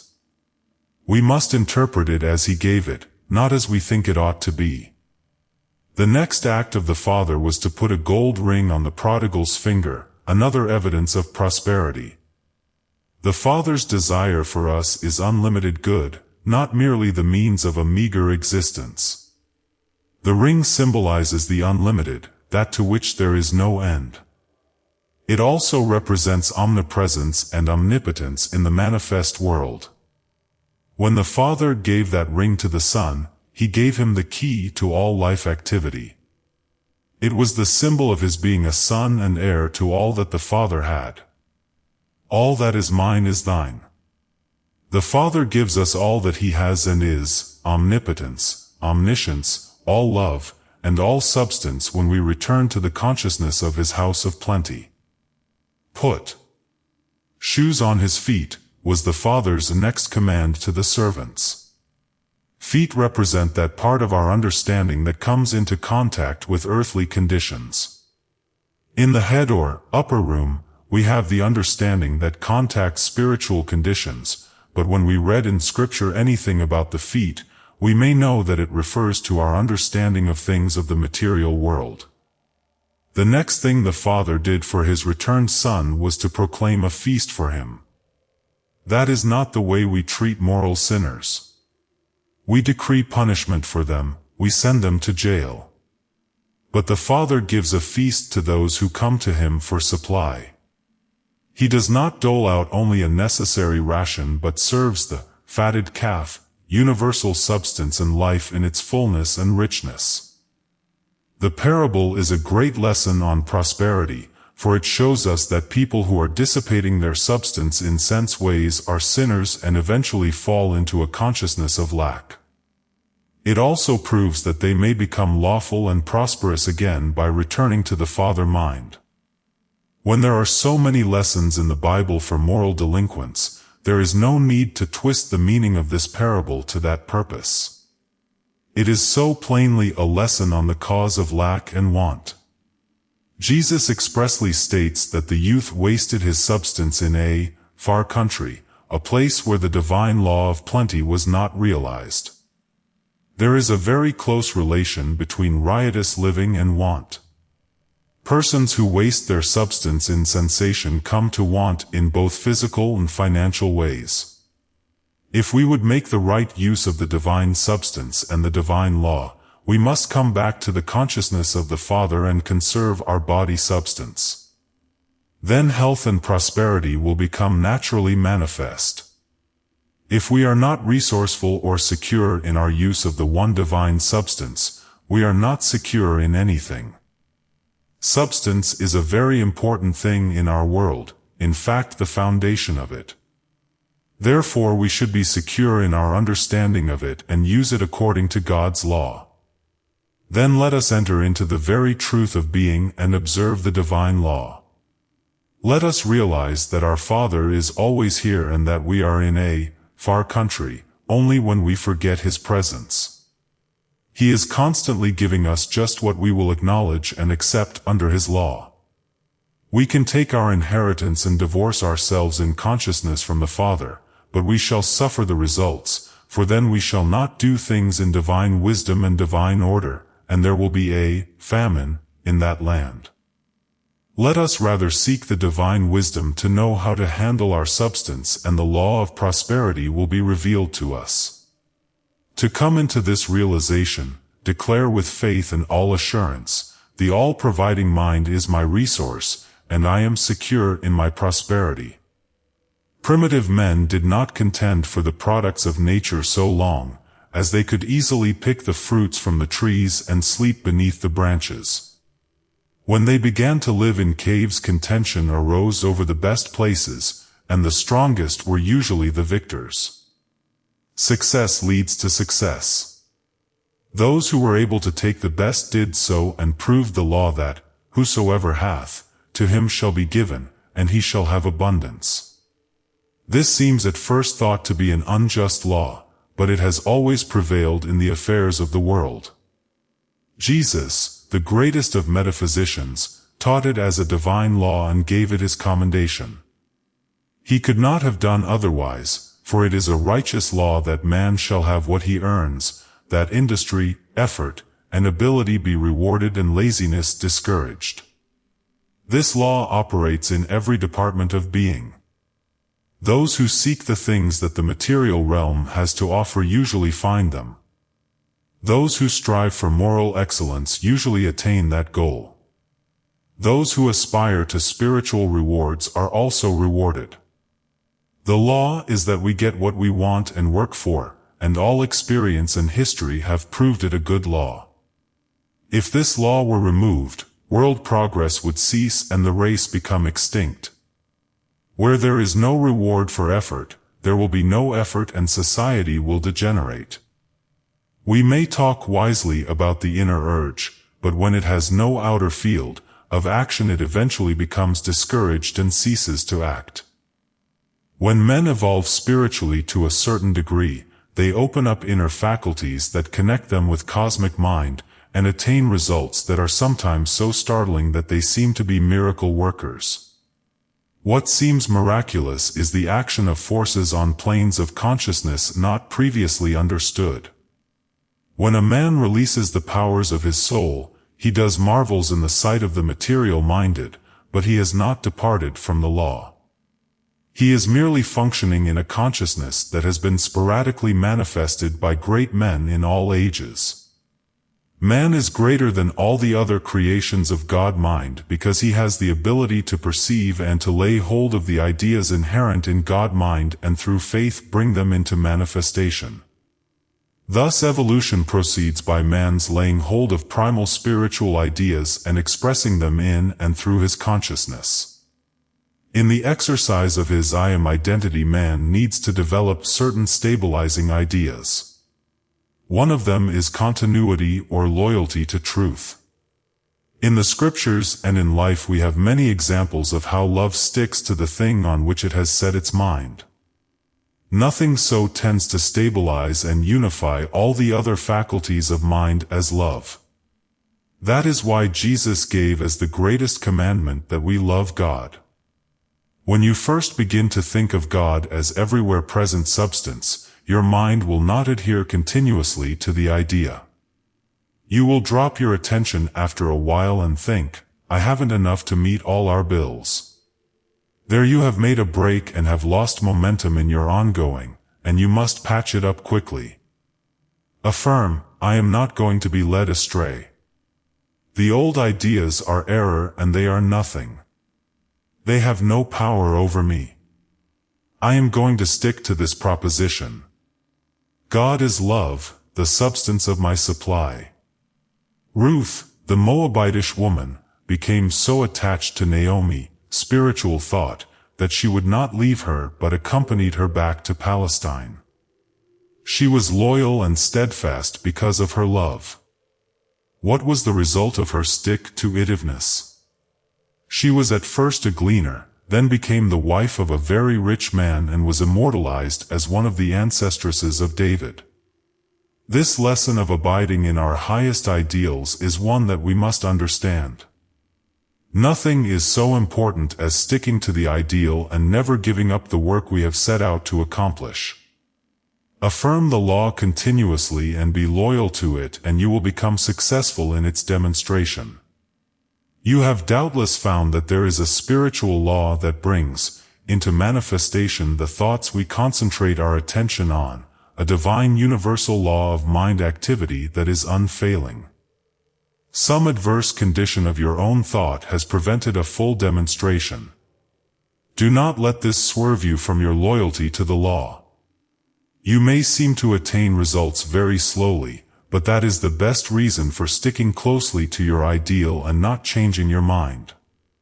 Be loyal to principle and the adverse condition will break up. Then the true light will come and the invisible substance you have been faithfully affirming will begin to reveal itself to you in all its fullness of good. Jesus stressed the idea that God has made abundant provision for all his children, even to the birds of the air and the lilies of the field. The Lord has clothed you with soul substance as gloriously as he did Solomon. But you must have faith in this all-providing substance of good and by your continuity of imagination set it to forming the things you desire.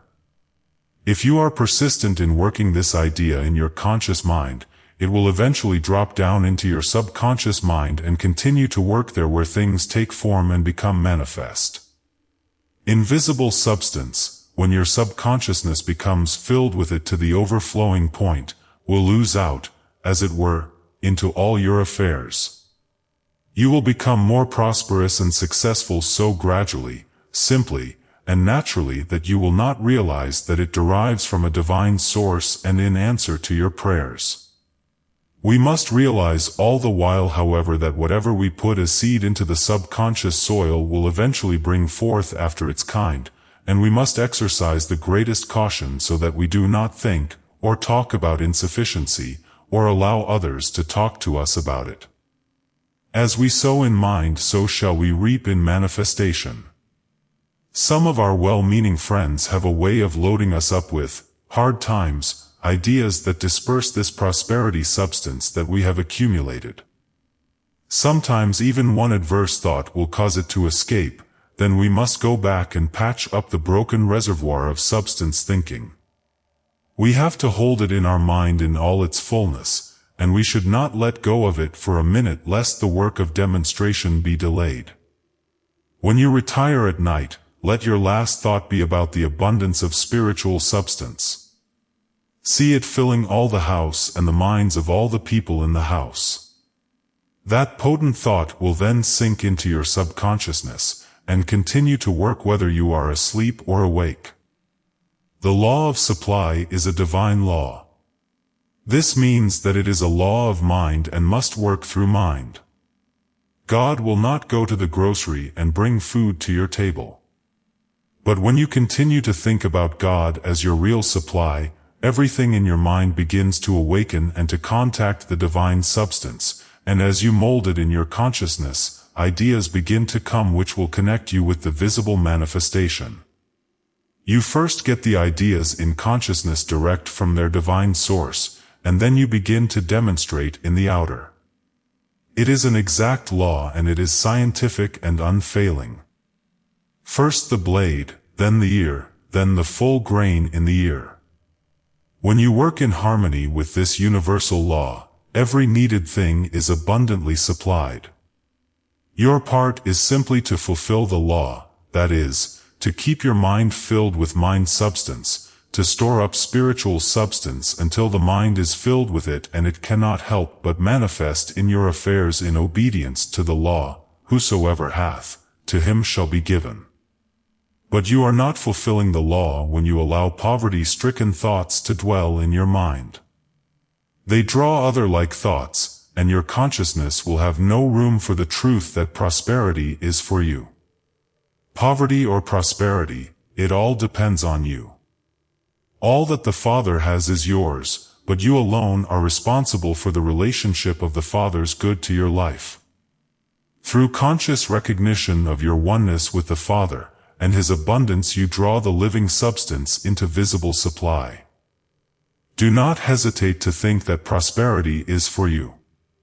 Do not feel unworthy. Banish all thoughts of being a martyr to poverty.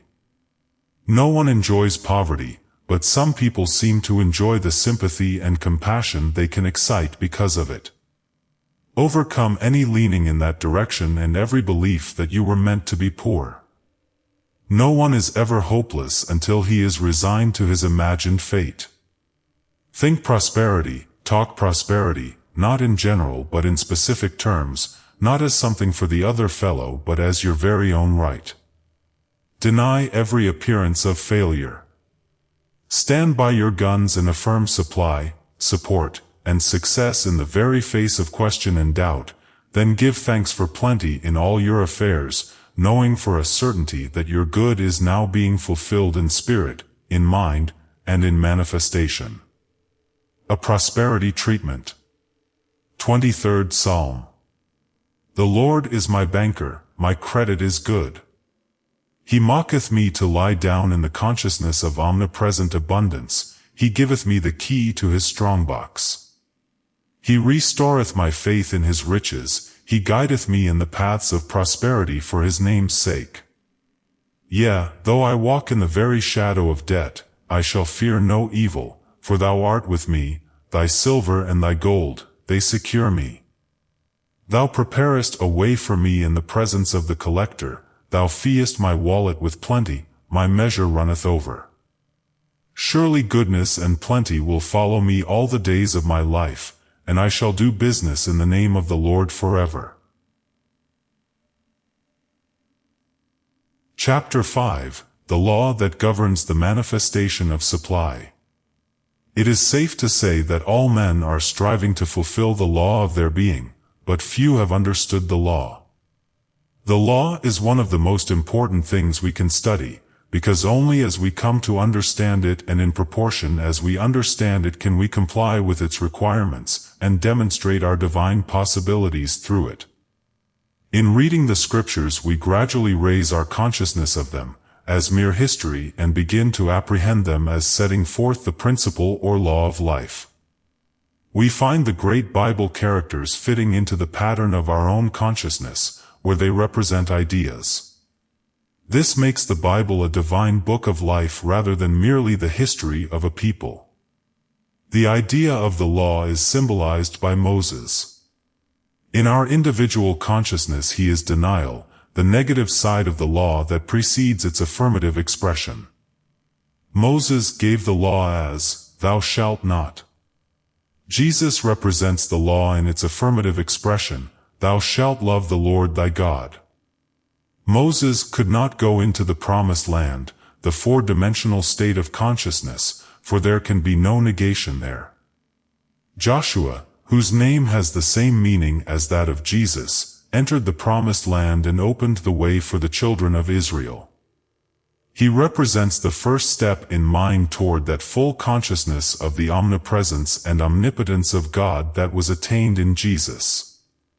Moses was the lawgiver, and Jesus was, in his own words, the fulfillment of the law.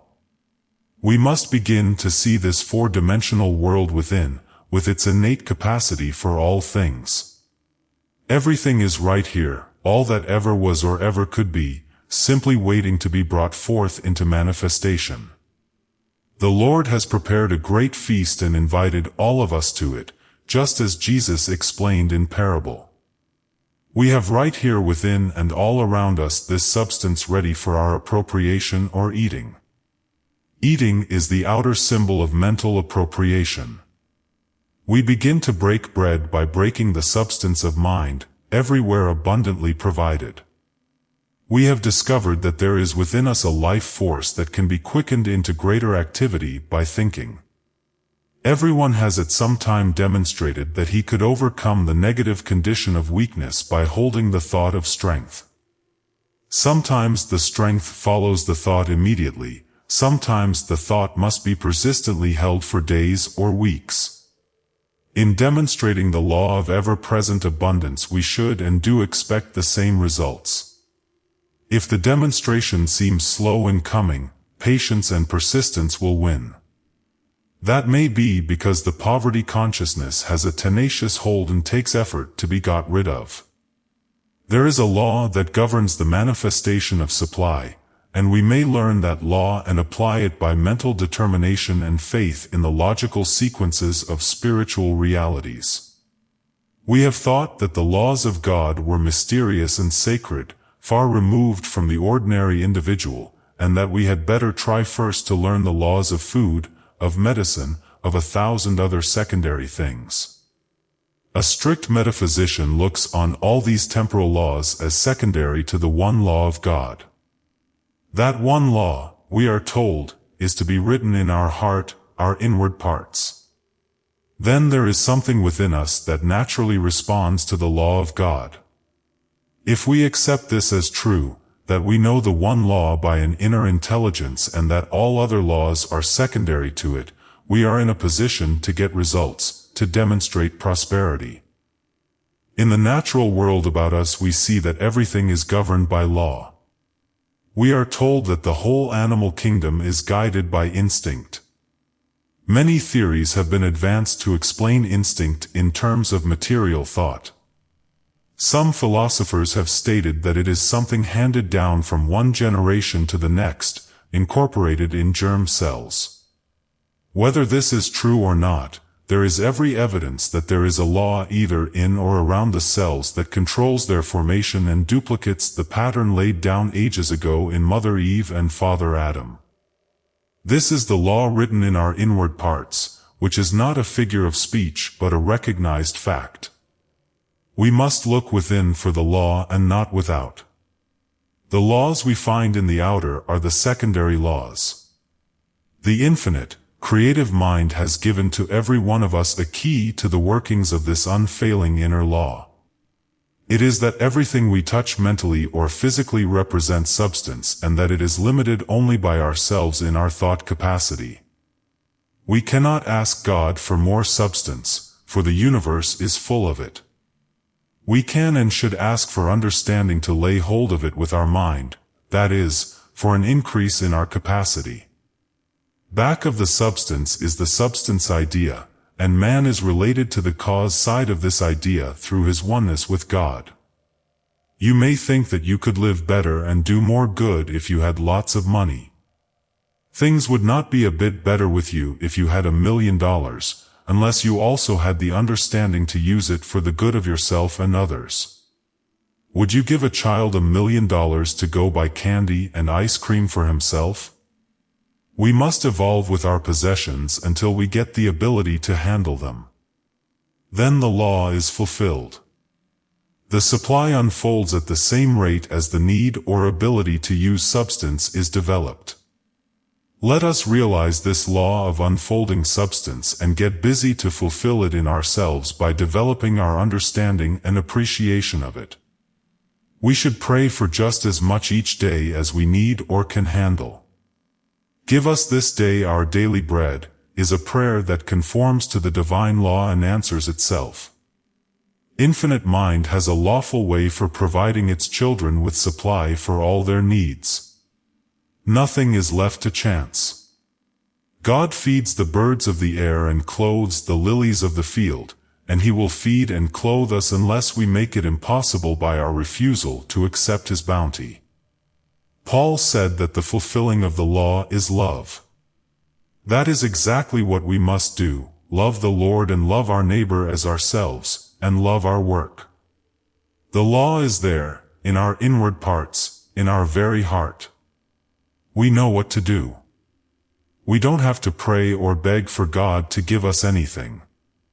All we need do is to meditate quietly and affirm the presence and power of the great giver of all, and then accept the gifts. To be true to the law is to stop looking to the without and to look within for supply. Looking to the within means fixing the mind on God as an ever-present spirit that is also substance and power. Wrapped up within each of us is a great richness of thoughts.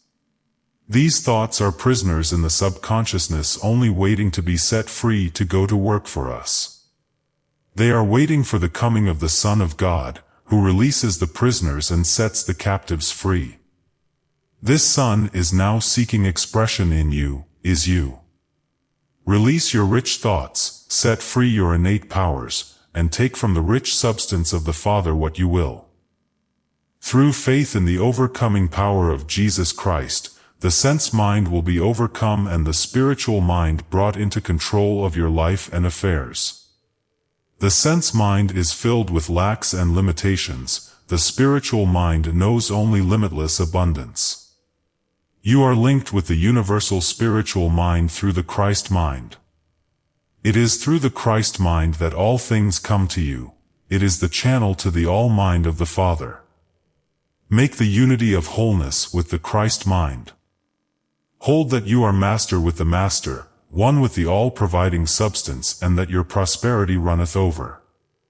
As you begin this process of unifying yourself consciously with the inner life and substance, it will begin to well up within you and to overflow into your affairs, so that you will be prosperous.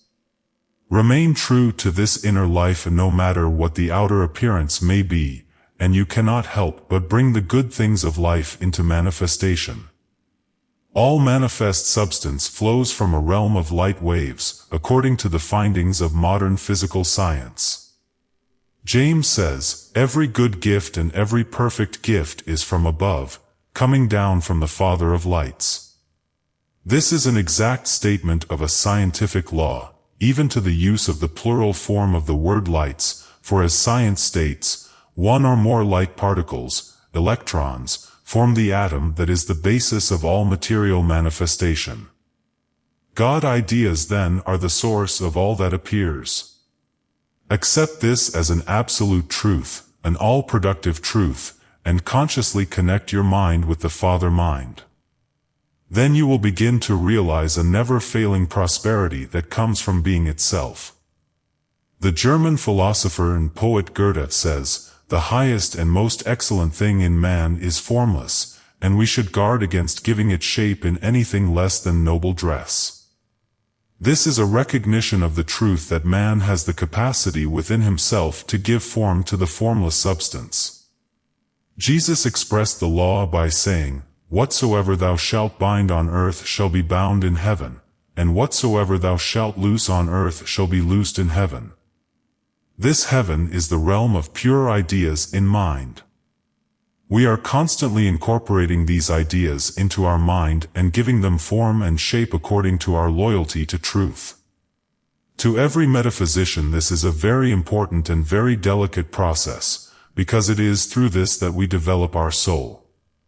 This soul development is often compared to the development of a photographic plate. The light puts the image on the sensitive plate in the first place, or as James says, it is a gift from the Father of lights. There is then an image on the plate, but it is invisible and unmanifest until it goes through a developing process. Infinite Mind has imaged all its attributes in the soul of every man. But man must develop this image into the clear picture, and much of that work must be done in the dark with perfect faith in the law of manifestation. The photographer works in the darkroom, putting the plate through many processes. Sometimes the developer may make an error in some of the operations and the plate will come out with an imperfect image. So the human manifestation sometimes seems distorted, but the image of perfection imprinted by creative mind is there. This perfect image is Christ in you, the hope of glory. Our body and affairs are first proofs of the development of the picture, but floating in our mind are the higher ideas, the real image to be developed. Our mind is engaged more or less in a chemical process.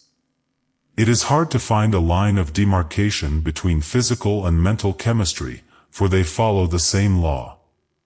However, what has been imaged can be brought out by the proper method of development.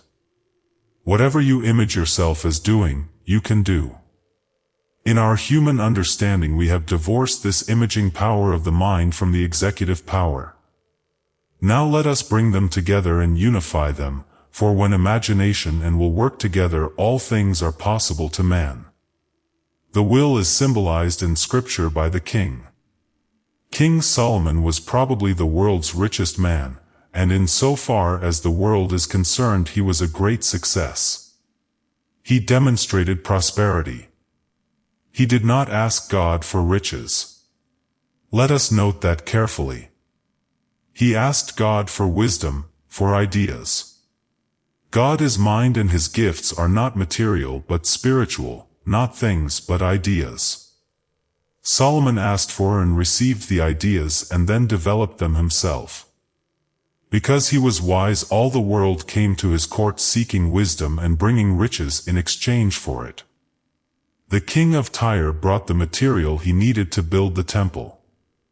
The queen of Sheba brought him great quantities of gold. From this we should get our cue: ask God for rich ideas, substance, and then put them to work in our affairs. Do not hesitate to use the divine ideas that come to you, but do not forget their source or foundation. There are many people who are very active executives. The moment they get an idea, they make use of it, but oftentimes they do not get far, because they forget the foundation on which such ideas rest and from which we must start to build. With a foundation of truth, of spiritual ideas and substance, we can build an enduring structure of prosperity. It will not be based on a false premise.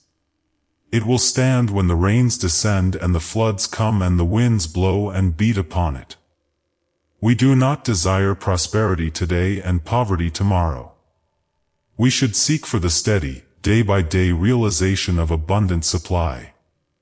Jesus understood and used this law of forming the formless substance by the power of imagination and will. When the woman touched the hem of his garment, some of this substance, of which he was vividly conscious, flowed from him and healed her. He immediately remarked that someone had touched him. Many had touched him in the throng, and no substance had left his body from those contacts, but the woman of faith was open to receive the healing substance and consciously appropriate it. This proved her faith, and Jesus told her to be of good cheer, for her faith had made her whole. The same substance was available to others who crowded against him, but only the one who recognized it and laid hold of it received. Even so, you and I shall receive no benefit, although substance is everywhere around us and in us, unless we recognize its presence by faith, and lay hold of it by the hem of its garment, outer expression. Jesus recognized the omnipresence of substance when he laid hold of it to multiply the loaves and the fishes. He dwelt in a consciousness of it at all times. Once he told the apostles when they asked him to eat, "I have meat to eat that ye know not of." He built this divine substance into his body, cell by cell, replacing the mortal flesh with the spiritual substance, until his whole body was immortalized. He demonstrated it and told us how it was done. He said, "He that believeth on me, the works that I do shall he do also, and greater works than these shall he do." Then why are so many people poor, distressed, ill, or troubled? There is a way, a law, and a wisdom to apply the law, and there is an abundance of substance waiting to be formed by each of us into whatsoever we will, when we apply that law as a son of God. There is an inherent faculty that instinctively lays hold of what it calls its own. Even little children like to have their own toys and to keep them separate from those of other children. There is nothing to be condemned in this, for it is the natural outworking of a divine law. It proves that we know, somewhere in our deepest being, that we have been provided for from the foundation of the world and are entitled to our own portion without question. The power of the mind to draw to us those things to which we are divinely entitled is a power that can be cultivated and should be. We are now on the verge of a new state of mind in matters financial. Let us do away with the erroneous idea that men must be poor to be righteous. Money is man's instrument, not his master. Money was made for man, not man for money. Only those who put money above man and give it power in their minds by worshipping it are the rich men to whom Jesus referred in his story about the camel and the needle's eye. It is not money that controls men, but the ideas they have about money. Ideas of poverty are just as powerful to enslave men as are ideas of wealth. Every man should be taught how to handle ideas, rather than money, so that they serve him rather than have dominion over him.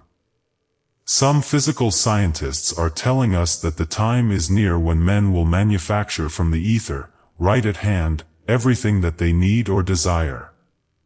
Man will not have to wait for seed time and harvest when he learns to use the power of his mind. When we have that consciousness in which our ideas are tangible, all our demands will be quickly fulfilled by the higher law. Throw into your ideas all the life and power of your concentrated thought, and they will be clothed with reality. When Jesus went into the wilderness of his, then, untried mental powers, he was tempted to turn stones into bread. We all have had this temptation, and most of us have succumbed to it. We get our bread out of material things, stones, instead of out of the words that proceed from the mouth of God. It is the word, the idea, that feeds the soul of man. That is admitted. But we must realize that it is the word, the idea, that feeds the body and the affairs of man also, for unless the word is recognized and appropriated, there is a lack of the true substance and there is no satisfaction in the food. Fortunately, the Father knoweth that we have need of all these things, and in his compassion and mercy he feeds us with the substance even while we still try to assimilate the stones. If we would seek first the kingdom of God, the substance, the things, would be added, and we should consciously enjoy the fullness of living, the abundant life of Jesus Christ. There is a universal law of increase. It is not confined to bank accounts but operates on every plane of manifestation.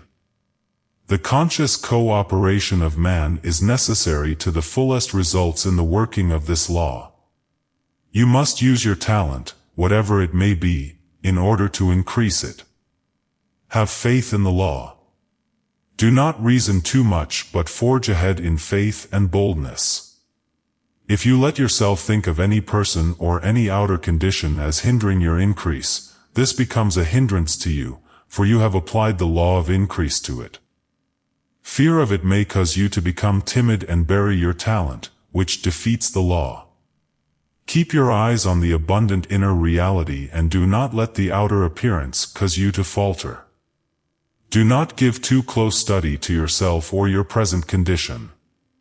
To dwell in mind upon your seeming limitations only prolongs their stay and makes your progress slow.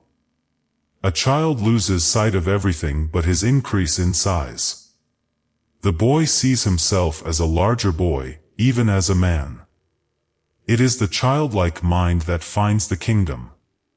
Then look ahead to the perfect man you are to be in the Spirit and behold yourself as the beloved Son in whom the Father is well pleased. God gives the increase, we are told in the Scripture. This is to be remembered, for we so often think that increase is the result of our personal efforts. Increase comes by the operation of a universal law, and our part is to keep that law. Use the talent of life, and it will expand wonderfully. You do this by talking about life, praising it, and giving God thanks for it. Act as though you were alive and glad to be alive, and you will gain a new realization of life, an increase in life itself. Never allow yourself to come under the control of the "I can't" man. He believes in limitations, wraps his talent in them, and hides it away in the negative earth, and no increase is possible to him. Be positive in spirit and you will succeed. All the negative talents that are buried away in the depths of material thought can be resurrected by spirit and made positive, put to the right use, contributing to the increase of your good. Appetite and passion, which are decreasing and destructive in the material, can be made increasing and constructive when directed to the things of spirit. Blessed are they that hunger and thirst after righteousness, for they shall be filled. If there is any lack apparent in man's world, it is because the requirements of the law of manifestation have not been met. This law is based on mind and its operation through thoughts and words. The key to the operation of mind is symbolically set forth in the Genesis account of the 6 days of creation. Man's mind goes through the identical steps in bringing an idea into manifestation. Between the perception of an idea and its manifestation there are 6 definite, positive movements, followed by a 7th day of rest, in which the mind relaxes and sees its work in process of fulfillment. In bringing forth a manifestation of God's abundant supply, take the first step by saying, "Let there be light," that is, let there be understanding. You must have a clear perception of the principle back of the proposition, God will provide. The one universal, eternal, substance of God, which is the source of all, must be discerned and relied on, while dependence on material things must be eliminated from thought. So long as you depend on money alone, you are worshipping a false god and have not discerned the light. You must first enter into the understanding that God, omnipresent, omnipotent, and omniscient, is the source and that you can draw on this source without limit. If you have established that light, you have begun your demonstration and can go to the second step. A firmament must be established, that is, a firm place in the mind, a dividing of the true from the apparent. This is done through affirmation. As you affirm God as your supply and support, your words will in due season become substance to you, the substance of faith. The third step is the forming of this substance into tangibility. Let the dry land appear. Out of the omnipresent substance your mind forms whatever it wants by the power of imagination. If it is food you need, see yourself as bountifully supplied with food. If you have already taken the other steps, you can picture in mind the things you desire and bring them into your manifest world. If the other steps of understanding and faith have not been taken first, there will of course be no demonstration, for above all the creative law is orderly and works by progressive steps. Many people have tried to demonstrate by visualizing and concentrating and have failed because they have put the third step first. They have not developed understanding or faith. If you work according to the law, conforming to its orderly operation as revealed in the degrees of creation, you cannot fail, because when you have fulfilled the law you have found the kingdom. Jesus recognized order as a fundamental factor in the law of increase. When he fed the multitude he made them sit down in companies. If you study the story carefully you will see that there was a great deal of preliminary preparation before the demonstration was made. There was a recognition of the seed ideas, the loaves and fishes carried by the small boy. There was a prayer of thanks for that supply and then it was blessed. All this preceded the actual appearing and appropriation of the supply. Every demonstration is based on the same law of increase and goes through the same orderly steps. Pray, but let your prayer be affirmative, for that is the prayer of faith. A begging prayer filled with ifs is a prayer of doubt. Keep praying until affirmations become a habit of mind. The race thought of lack must be penetrated and so charged with the truth of God's omnipresent abundance that all consciousness of lack and poverty disappears from the face of the earth. The more we trust to the simplicity and infallibility of the law, the better will be our individual demonstration and the more we shall contribute to the transformation of the race thought that causes lack and famine. Those who make the greatest spiritual demonstrations are not the wise of the world but the obedient children of the law on the bosom of infinite love. See what you need as already manifest and as yours. Do not put it off to some uncertain future time. God wants you to have it now. Remember always God's omnipresence, and if doubts come in, do not entertain them. Say, I trust omnipotence. I refuse to be anxious about tomorrow or even the next minute. I know that God does provide for the fulfillment of His divine idea, and I am that divine idea. This divine idea is the Son, the perfect man, the Christ, brought forth on the sixth day. If you would have your inheritance, you must not omit this sixth-day realization. God expresses Himself as man and works through man to bring perfection into expression. To give up all anxiety and trust in the Lord does not mean to sit down and do nothing. My Father worketh even until now, and I work. We are to work as God works, to work with God, as a son follows the occupation of his father. We are to form what God has created. In the first chapter of Genesis we see how the Father works. The various steps in His method are clearly pointed out, and we shall have results only as we faithfully follow them. Some people think of prosperity as something separate from their spiritual experience, outside the pale of religion. They live in two worlds, in one for 6 days of the week when man runs things, and in the other on the seventh day when God is given a chance to show what He can do. It is personality's demonstration when people find themselves complaining of hard times and depression, but it is not the way to demonstrate God in the fullness of all things. Do all things to the glory of God 7 days a week rather than one. Take God into all your affairs. Use this thought in the silence and bring God and His law of prosperity into your affairs. I trust Thy universal law of prosperity in all my affairs. Chapter 6. Wealth of mind expresses itself in riches.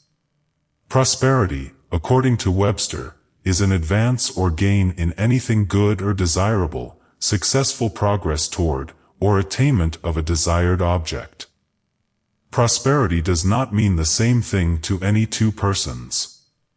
To the wage earner, an increase of a few dollars in the weekly income may seem like wonderful prosperity, for it means an increase in the comfort and welfare of his family.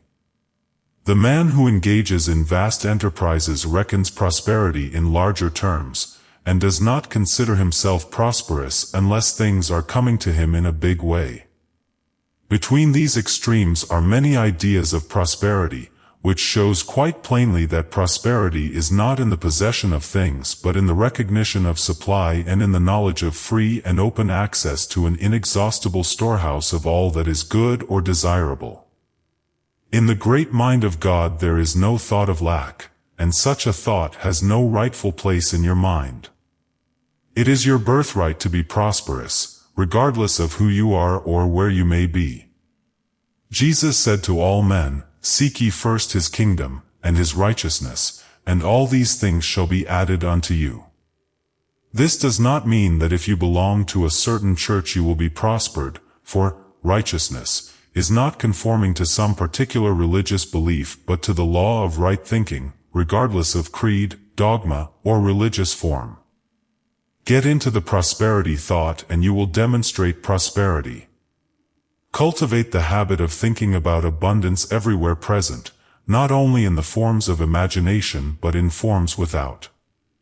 Jesus did not make a separation between the two as though they were at enmity. He said, "Render therefore unto Caesar the things that are Caesar's, and unto God the things that are God's." Put things in their right relation, the spiritual first and the material following, each where it belongs, and render to each its own. Realize first of all that prosperity is not wholly a matter of capital or environment, but a condition brought about by certain ideas that have been allowed to rule in the consciousness. When these ideas are changed, the conditions are changed in spite of environment and all appearances, which must also change to conform to the new ideas. People who come into riches suddenly without building up a consciousness of prosperity soon part from their money. Those who are born and bred to riches usually have plenty all their life even though they never make the effort to earn a dollar for themselves. This is because the ideas of plenty are so interwoven into their thought atmosphere that they are a very part of themselves. They have the prosperity consciousness, in which there is no idea of any condition under which the necessities of life could be lacking. We are sometimes asked whether we advocate the accumulation of riches. No.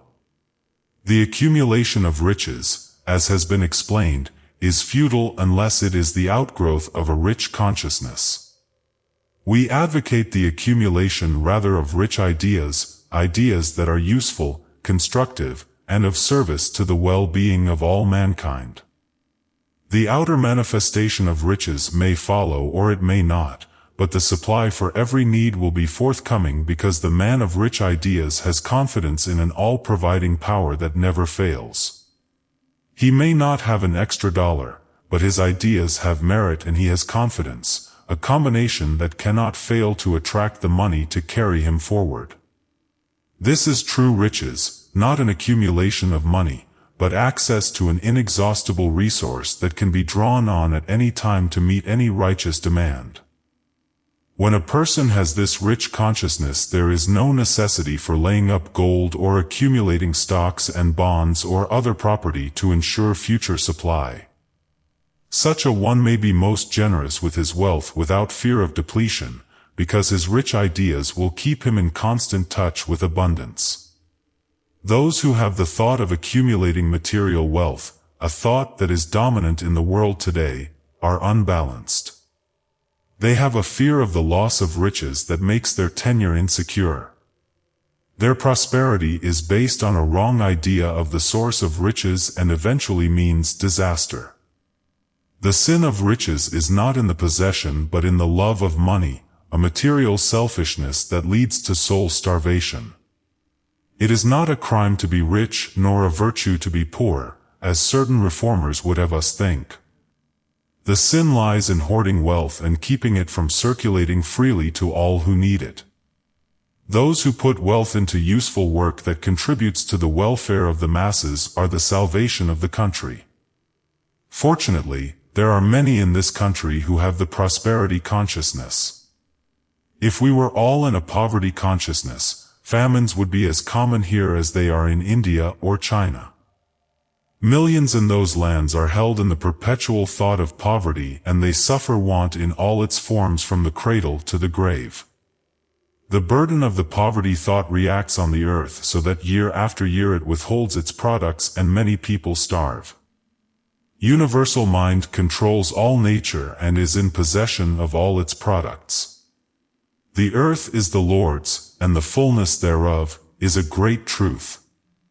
Puny, personal man uses all his craft to get control of the products of nature but is always defeated in the end. Only the universal man of spirit is in indisputed possession, and to him the Father says, "All that is mine is thine." Jesus did not have title to a foot of land and evidently had no money, for the apostles carried whatever funds the company had. He did not even burden himself with a tub, as did Diogenes, and had not where to lay his head. Yet he was always provided with entertainment of the best. He took it for granted that whatever he needed was his. The fish carried his pocketbook, and the invisible ethers furnished the sideboard from which he handed out food for thousands. He was rich in every way for he had the prosperity consciousness and proved that the earth with all its fullness does belong to the Lord, whose righteous sons are heirs to and in possession of all things. The anxious thought must be eliminated and the perfect abandon of the child of nature assumed, and when to this attitude you add the realization of unlimited resources, you have fulfilled the divine law of prosperity. The imagination is a wonderful creative power. It builds all things out of the one substance. When you associate it with faith, you make things just as real as those that God makes, for man is a co-creator with God. Whatever you form in the mind and have faith in will become substantial. Then you should be on guard as regards what you put your faith in. If it is material forms, shadows that cease to be as soon as your supporting thought is withdrawn from them, you are building temporary substance that will pass away and leave you nothing. Put your faith in the real ore, as Jesus told his disciples, have faith in God. The real search of all people is for God. They may think they are looking for other things, but they must eventually admit that it is God they seek. Having once felt his presence within them, they are keenly conscious that only God can satisfy. The place where we meet God should be made so sure and so pure that we can never mistake his voice or be hidden from his face. This place we know as the mind, the inmost recess of the soul, the kingdom of the heavens within us. It is not sufficient, however, to sit down and hold thoughts of abundance without further effort. That is limiting the law to thought alone, and we want it to be fulfilled in manifestation as well. Cultivating ideas of abundance is the first step in the process. The ideas that come must be used. Be alert in doing whatever comes to you to do, cheerful and competent in the doing, sure of the results, for it is the second step in the fulfilling of the law. You can do anything with the thoughts of your mind. They are yours and under your control. You can direct them, coerce them, hush them, or crush them. You can dissolve one thought and put another in its stead. There is no other place in the universe where you are the absolute master. The dominion given you as your divine right is over your own thoughts only. When you fully apprehend this and begin to exercise your God-given dominion, you begin to find the way to God, the only door to God, the door of mind and thought. If you are fearful that you will not be provided with the necessities of life for tomorrow, next week, or next year, or for your old age, or that your children will be left in want, deny the thought. Do not allow yourself for a moment to think of something that must be outside the realm of all careful, all providing good. You know even from your outer experience that the universe is self-sustaining and that its equilibrium is established by law. The same law that sustains all sustains you as a part. Claim your identity under that law, your oneness with the all, and rest in the everlasting arms of cause, which knows nothing of lack. If you are in a condition of poverty, this attitude of mind will attract to you opportunities to better your condition. Insulate your mind from the destructive thoughts of all those who labor under the belief in hard times.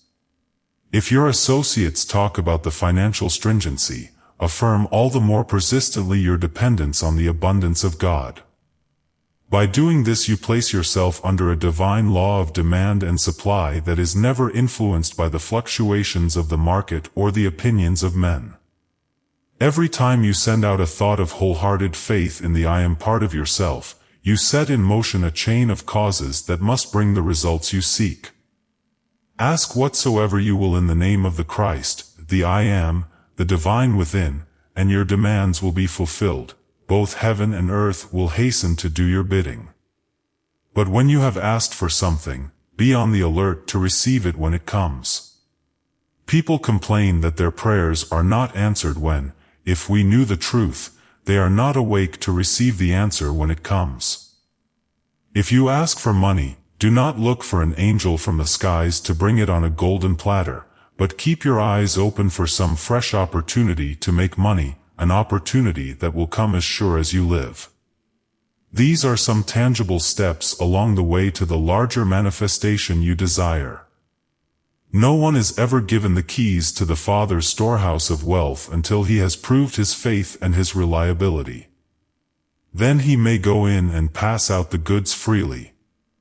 If the men of the world, with their selfish ideas of mine and thine, were given the power, without a thorough mental cleansing, of instantly producing whatever they desire, they would undoubtedly practice still greater oppressions on their fellows, and existing conditions would not be improved. A stonecutter sees a block of marble as so many hours' work, while Michelangelo sees it as an angel that it is his privilege to bring forth. This is the difference between those who see the material world as so much matter and those who look on it with the eyes of mind and the imagination that works toward perfection. One who paints a picture or makes a piece of sculpture first sees it in his mind. He first imagines or images it. If he wants a strong picture, he makes force one of the elements of his image. If he wants beauty and character, he puts love into it. He may not see the perfect picture until all these elements are combined, then it requires but little effort to transfer it from his mind to the canvas or to the marble. On the sixth day of creation, we are told, God imaged his man, made him in his image and likeness. This does not mean that God looks like man, a personal being with man-like form. We make a thing in our own image, the image we have in mind for the thing, and our creation does not resemble us in any way. God is without form, for he is spirit. God is an idea that man has tried to objectify in various forms. He is the universal substance, the life that animates the substance, and the love that binds it together. Man just naturally gives some form to every idea he has, even the idea of God, for the formative faculty of the mind is always at work whether we are awake or asleep. We get material for forming mental pictures from without and from within. This imaging or formative power of the mind could not make anything unless it had the substance out of which to form it. One could not make a loaf of bread without the flour and other ingredients. Yet with all the ingredients at hand one could not make a loaf unless one had the power of imaging the loaf in one's mind. This seems simple, but the fact is that the power to form the loaf is less common than the available material for the loaf. Flour and water are abundant, but only certain people can use them in the right way to form a palatable loaf of bread. So with this subject of prosperity. Substance is everywhere, filling all the universe. There is no lack. If we have not been successful in forming it into the things we have needed and wished for, it is not because of lack of substance but of lack of understanding how to use our imaging power. The world goes through periods of seeming lack because the people have refused to build their prosperity on the inner, omnipresent, enduring substance, and on the contrary have tried to base it on the substance that they see in the outer. This outer substance, formed by the imaging power of men in past ages, seems to be limited, and men struggle for it, forgetting their own divine power to form their own substance from the limitless supply within. The lesson for all of us should be to build our prosperity on the inner substance. Those who do demonstrate prosperity through the law of men have nothing permanent. All their possessions may be swept away in a moment. They have not built on the orderly law of God, and without the rich thoughts of God's bounteousness no one can have an enduring consciousness of supply. No disease, poverty, or any other negative condition can enter into our domain unless we invite it. Nor can it remain with us unless we entertain it. Conscious power over all such conditions is one of our greatest delights and a part of our divine inheritance, but we must learn the law and apply the power in the right way. Men have a consciousness of lack because they let Satan, the serpent of sense, tempt them.